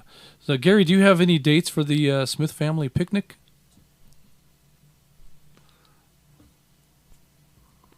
Well, the only date that I'll be bringing is my wife, that's for sure. Well, very good. And, I was thinking, too, we might be able to bring some cornhole boards and maybe have a little mini cornhole tournament at the Smith family barbecue. So that's another option.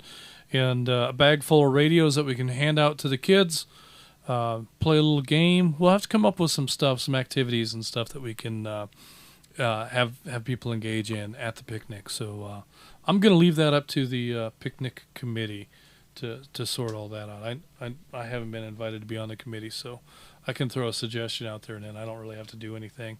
I'll just leave it in Gary's hands.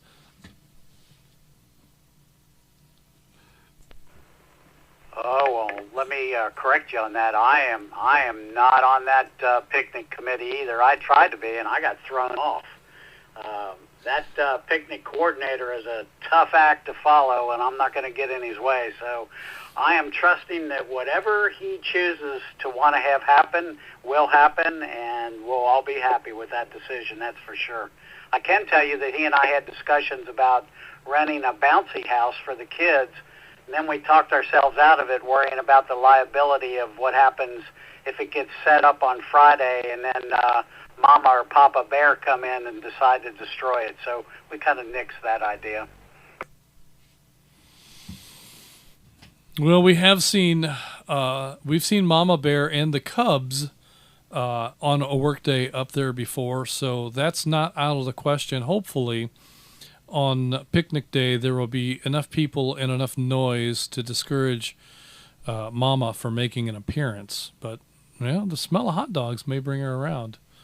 We'll have to keep an eye out for that and have some contingencies just in case something of that nature happens. But I don't think it will. I think we'll be fine, and I think we'll have a great time. So got some picnic pictures up on the YouTube page at the moment, and we'll look forward to breaking out all the toys and engaging in this next picnic as well. So yeah, I think a couple of HTs. How many HTs do you have, Rogers?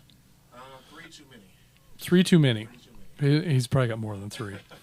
I opened a drawer the other day and I found 3 HTs in a drawer.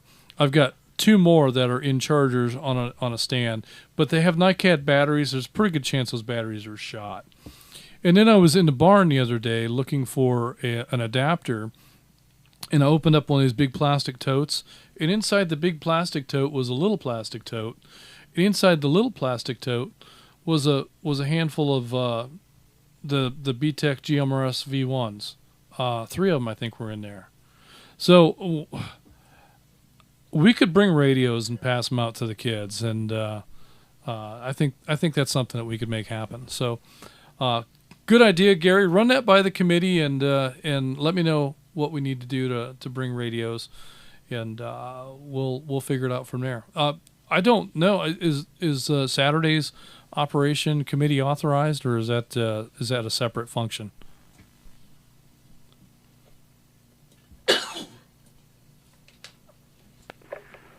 Are you talking about this coming Saturday? Yeah, that's the right Saturday. I don't have the wrong Saturday, do I?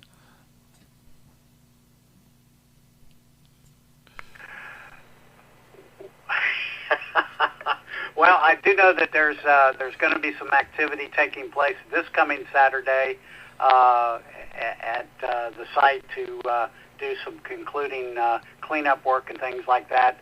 I spoke with that director of that particular work party earlier, and he's arranging for folks to come in to help us finish up. But other than that, I think we're a go for that. We won't get CV involved in that. I think you're doing a fine job micromanaging that as it is. Very good. Well, as Arlo Guthrie would say, rakes and shovels and implements of destruction. I think that's the call for the day. But in any case, looking forward to a work day and getting that project into a dress warm. It might be chilly on the mountain on Saturday, so there's a freeze alert here in Woodstock tonight. It's a little chilly out here. Yeah. So it's comfortable here in Vanguard. So we're in here without any heat or air conditioning, and it's just the UV coming off of the monitors keeping us warm. So good stuff. All right. Well, thank you, Gary. Did you have anything else before I have a note here. It says the picnic is April 26th. So that's April 26th at the flagship site. An email has gone out. If you did not get an email, it's likely that we do not have your correct email address. And that could very well be because when we changed our store system, if you were a lifetime member or had become a member before that system came into play, we probably don't have your information. So if you'll go to our webpage and you will update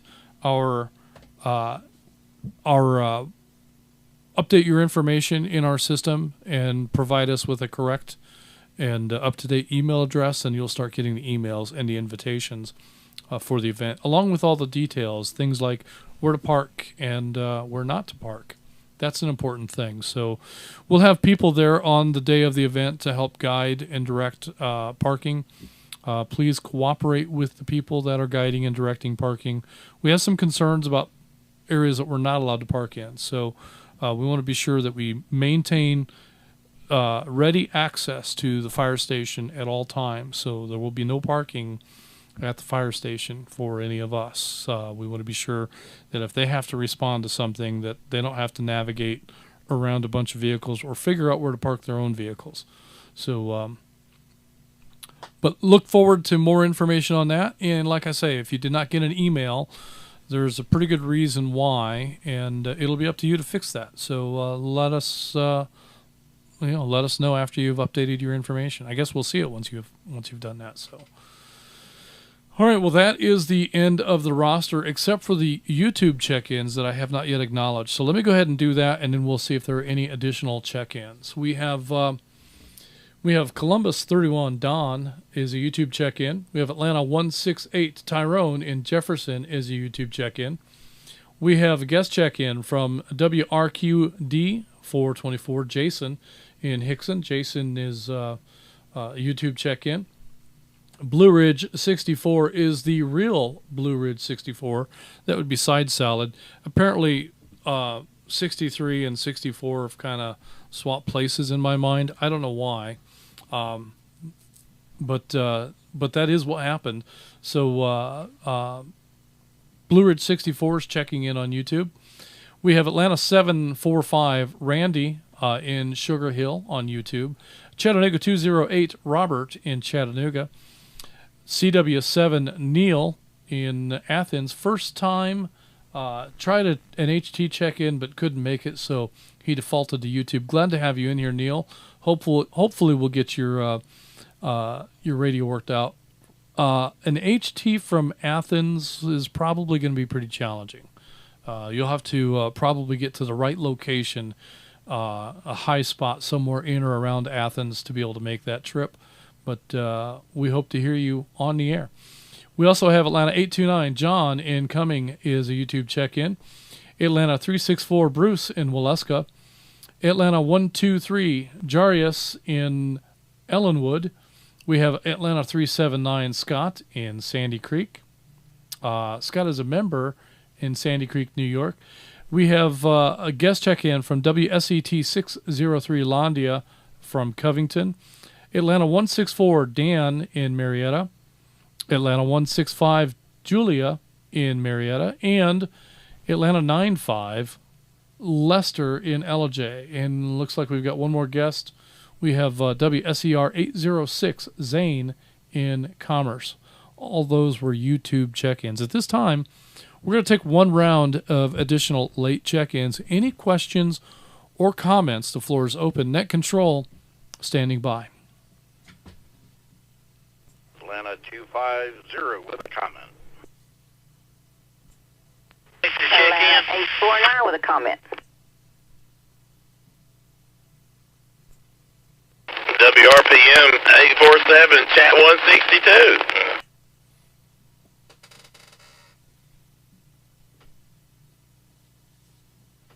Let me get the log up there. 12 WSGJ 730.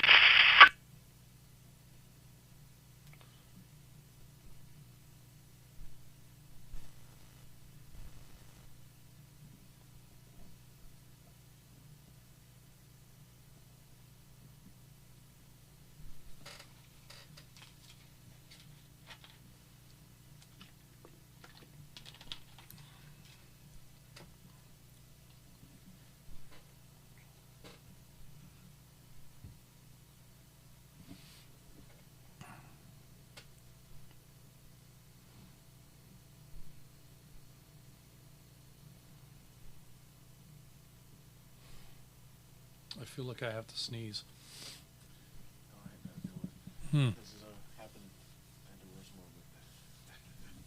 All right, let me go ahead and acknowledge we've got a couple of check-ins and a couple of comments. So we have Chattanooga 162, Larry in Chattanooga. We've got you in for tonight.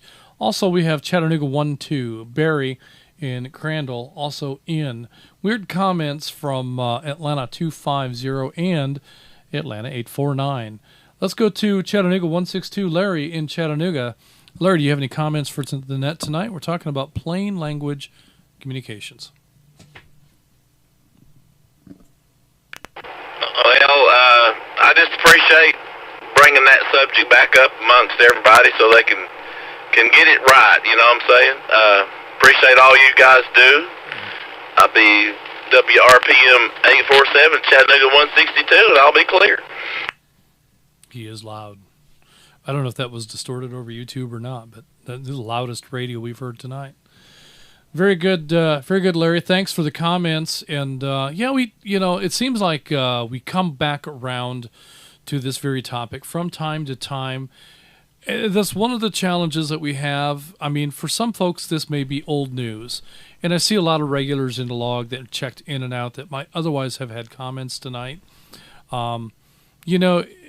It may be something we've heard time and again and maybe are a little tired of. I don't know.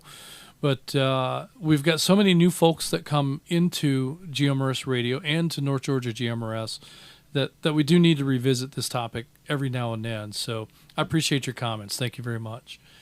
Let me go next to Chattanooga 12, Barry in Crandall. Barry, go ahead. Chattanooga 12, WSGJ 730. I'm actually up in close to Brightstown Mall, between close to Blairsville, Georgia. I'm up here on vacation, and I don't know if you can hear me, if I'm solid or if I'm in and out.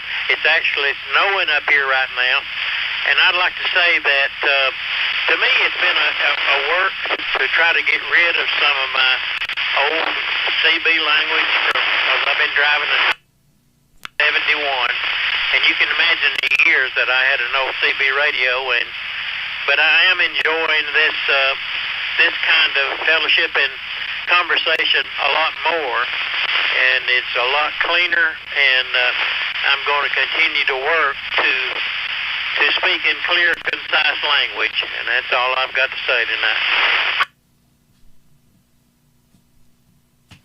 Well, that's good stuff, Barry. And yeah, I've got a few miles behind the wheel myself. It's been 22 years since I've driven a truck, but I've got 47 states in Canada behind the wheel, and that was something that was, once I got out of the truck, those radios went into boxes, and they still are in boxes. I have those radios. I just don't have any motivation to connect them because they just don't bring about any nostalgia for me because of, like he talks about, the culture that had kind of grown up around CB radio is just not something that I want to bring into myself. So I still have those radios. I'll probably have them forever. I don't know if they'll even power up, but they'll just be a kind of a memoir for me. I get enough pleasure from GMRS radio that I don't have any motivation to even go back to that. And I've got plenty of radio stuff that I can do in amateur radio. So that's going forward. That's where my energy and my focus will be. But Barry, you mentioned all that time that you've spent, in CB radio. I've got my share of bad habits too. One of my bad habits is quick keying. I get on the key too fast, and by the time I realize that I've done it, it's already done. But that's a hard habit too, because and from back in CB radio, if you didn't get that key quick enough, you'd get stepped on, and that's probably something that I still have from my CB days.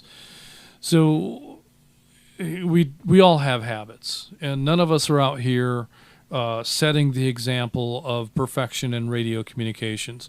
We all have our quirks and our habits and the mistakes that we make along the way, but we all work together with each other to make the network a better network all in all, and I think that we're good at doing that. So appreciate your comments.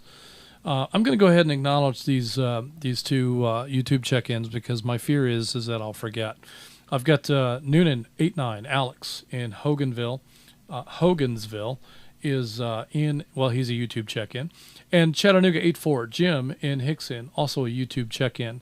That'll bring us to our comments section tonight. We'll go back to Dana, Atlanta 250. Go ahead, Dana. Well, real quick before we end the net, back in Julie's segment, she brought up the fact that, when she was discussing kerchunking and tail squelches and stuff like that, there are two repeaters that have courtesy tones. And I just wanted to let everybody know that, and they're supposed to have courtesy tones because it signifies that they are standalone repeaters. Justin, am I correct with that assumption? Yes, you are. You're speaking of the ball ground and the monument machine. Is that correct? Yes, sir, those two.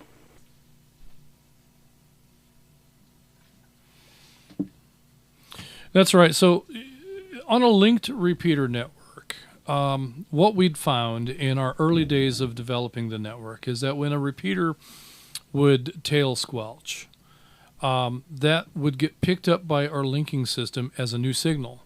So when someone would unkey and then a repeater would come back with a tail squelch, it would hear that after the key. And since it heard something after the key, it said, oh, I have a new signal. So then it would go through and light up all the repeaters, which would create kerchunks all over the place. And then when that electronic activation disabled and the tail squelch would come back, it would hear a signal after the repeater, after the key, and it would initiate another series of kerchunks. Kerchunk, kerchunk, kerchunk, 4 or 5 times every time somebody would unkey. And so having a linked repeater network with a tail squelch is a bit of a problem. So we had to eliminate the tail squelch on all of the repeaters, and having a courtesy tone generated by the repeater kind of results in the same thing. Now there is rumor in the wind that there may possibly be a way of generating a system-wide courtesy tone. However, the research and development on that has been underfunded, and so I don't know where that project stands. I do know that we're not there yet.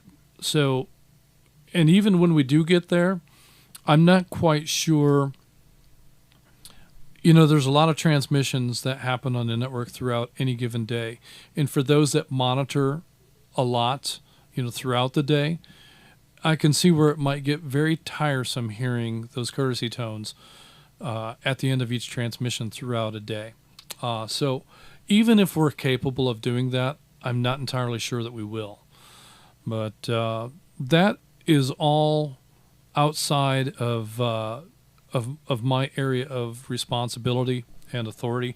I'm not on the tail squelch committee, so I don't get a chance to really provide my input with regard to what we do with the tail squelch. But there are those who are on that committee that are listening, and they might have some comments. We'll see.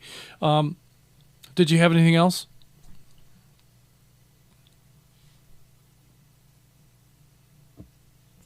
Well, let me see if I can articulate this correctly. We've talked in length tonight about feeling comfortable in plain language, and something we got to keep in the back of our minds is professionalism.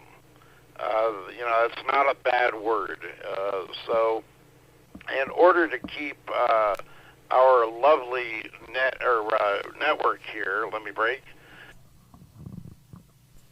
from ever going down the road of citizen band, we need to police ourselves. And I've been called a mall cop many, many times. But again, keep it professional. You can keep it plain language all you want, but professionality is instrumental. And unless you disagree, it's back to you. All right, so I think what Dana's trying to say is that we're not amateurs. We're professionals. We have to get an amateur license to be amateurs. But over here, we can't be amateurs. We have to be professionals. Is that what you're trying to say, Dana? Only you, Justin. Only you. All right, Dana. Well, with that, I'm going to go ahead and move on to, we've got two more comments tonight. We've got Atlanta 849. Pamela, what have you got for us this evening? Well, gentlemen, this has been a very informative net. I missed just a little bit of it. That's just the reason I went in and out. But I wanted to say I love Gary's little story about the radios with the children playing hide and seek. Wish I'd have had a radio to play hide and seek when I was growing up. I love that. I think that's great. Let me break. And you're talking about call signs when you're talking and people's names, and I always try to ask somebody their name because I like to know who I'm talking to. So I try to be nice to say, oh, by the way, what's your name when you talk next time? And I think it's great to know who we're speaking to. And I believe I have an idea for one of your subjects for a net coming up. Could I give you that? Well, usually that comes in wrapped up in a $20 bill in a tip jar, but we'll take it over the air this time. $20 sounds good to me.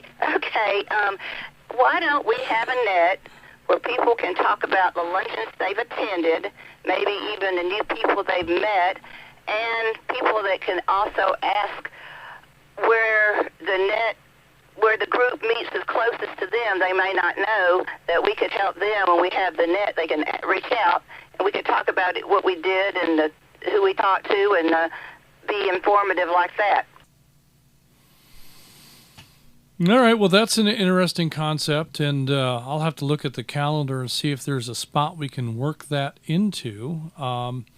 We've got a pretty full roster of net topics, but some of them really don't excite me. So maybe we'll replace one with Pamela's suggestion. I like that though because especially for new members, it's a great way for people to kind of jumpstart their journey into GMRS radio and North Georgia community as well that we have here. Well, I have to go back to, and Julie mentioned this in her tips. I think that we would all do well to begin throwing our name out when we identify. Just your first name. That's enough. But if you throw your ID out there, whether it's at the beginning of a call or at the end, either way is probably fine. But when people start hearing that call sign and then they're going to remember the name. They're not going to remember your TAC number. We remember each other's TAC numbers a lot better than we remember call signs. Whereas in amateur, people know one another by their call sign. And a lot of times people know one another by a call sign and never know each other's first names. In amateur radio, that's very, very typical and fairly common. Here, a lot of us know each other's names because of the luncheons, because of conversations. Like, for instance, if Pamela doesn't know who you are, she's going to ask you what your name is. I'm not going to do that. But if we would all just kind of build into this ourselves a habit of saying, hey, this is Justin when we sign off, or even when we come on and make a call out. And if you would say, this is Rogers, and if Free Salad would say, well, he probably can't identify as Free Salad, but if he had identified as Mike, people would come to know Blue Ridge 63 as Mike, and 64 would be Side Salad. Did I get that right? You got it right. Okay, all right. Just trying to redeem myself here. But that's a great suggestion, Pamela. We'll see if we can work something like that in. And, just send a check in the mail, and that'll be fine.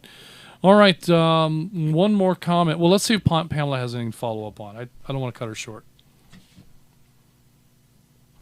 Thank you. Appreciate that, Justin, because I do have another question. I knew she would. And it's for you. Do you have any Turner 2 microphones in that collection of your CB radios? And this question's for Ernest because I know he loves Turner 2 microphones. And do you have some? Thank you so much, guys. I appreciate it.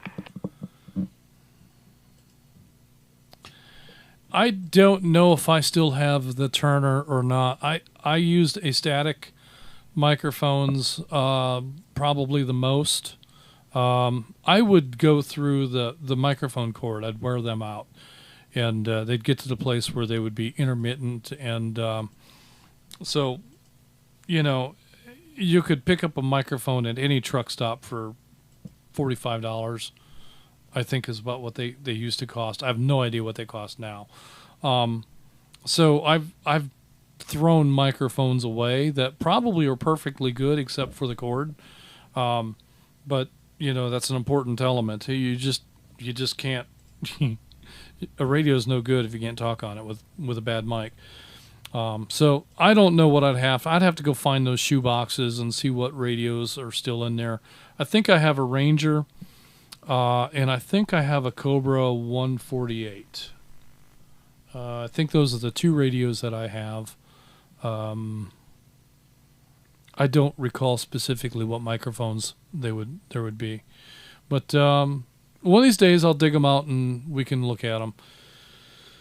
With that, let's continue on. And Atlanta 60 has final thoughts for the net tonight.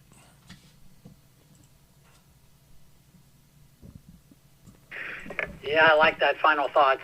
One thing I wanted to jump back in, and appreciate you letting me back in, Justin. I know everybody's probably wanting to move on this evening.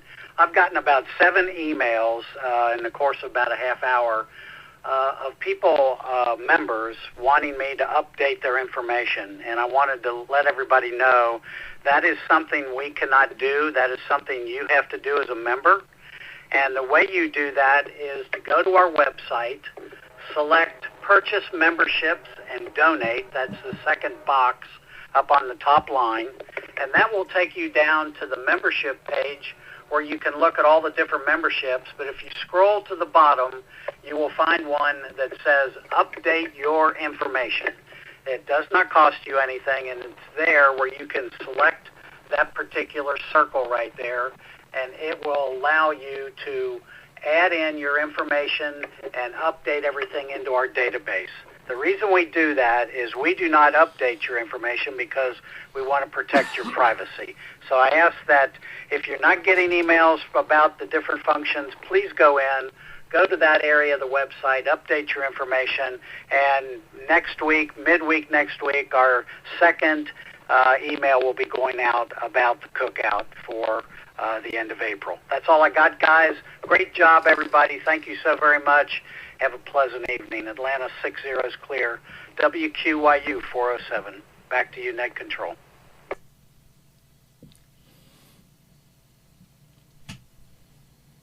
All right, Gary. Well, thank you for that. And we did try to catch up and show that web page on the YouTube live stream there. So go to the North Georgia GMRS website, and go ahead and put that right back up. And you'll want to navigate to the North Georgia GMRS store. And not the merch store, but the membership store. So where it says get a membership or whatever that page says, I don't recall. Just a memberships tab. And you can get to that right there on the very top of the page. Purchase a membership.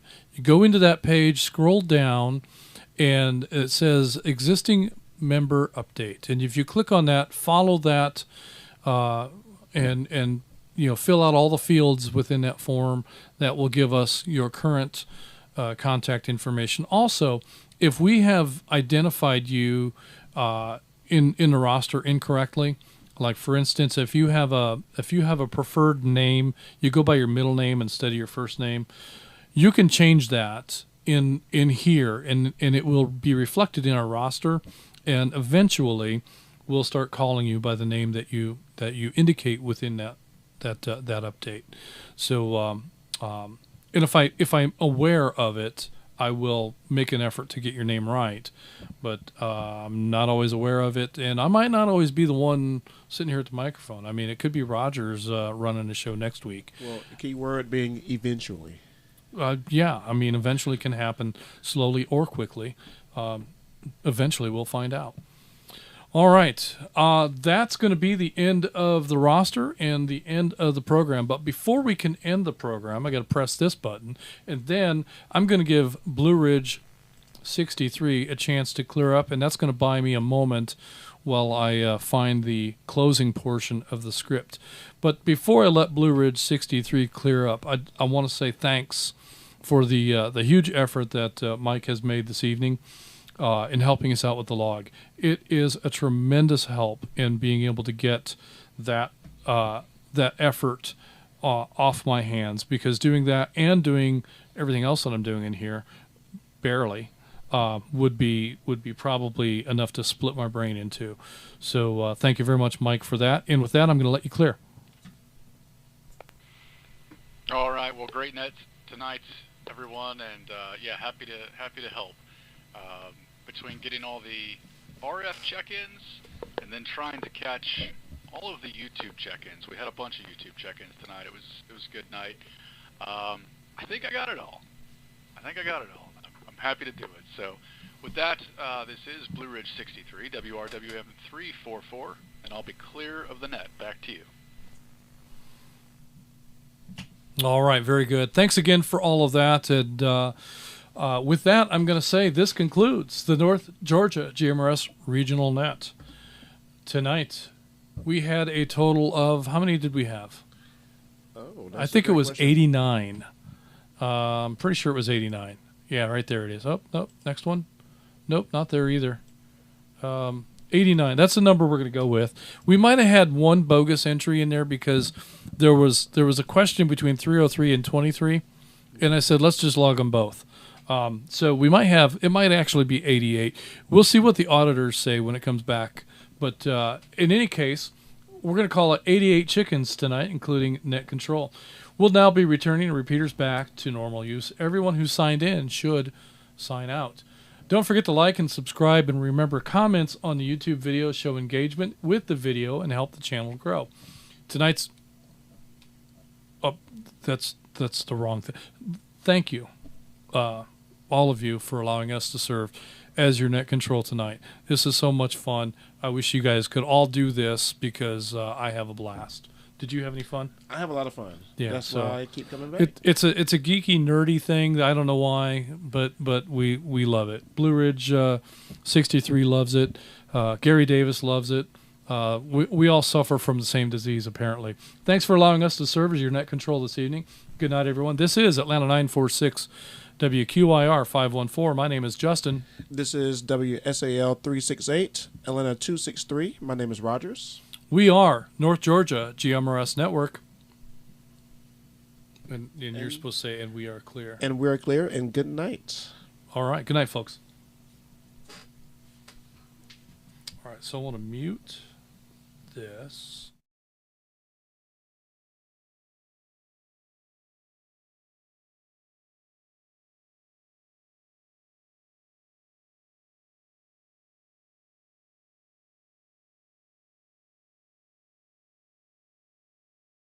The net.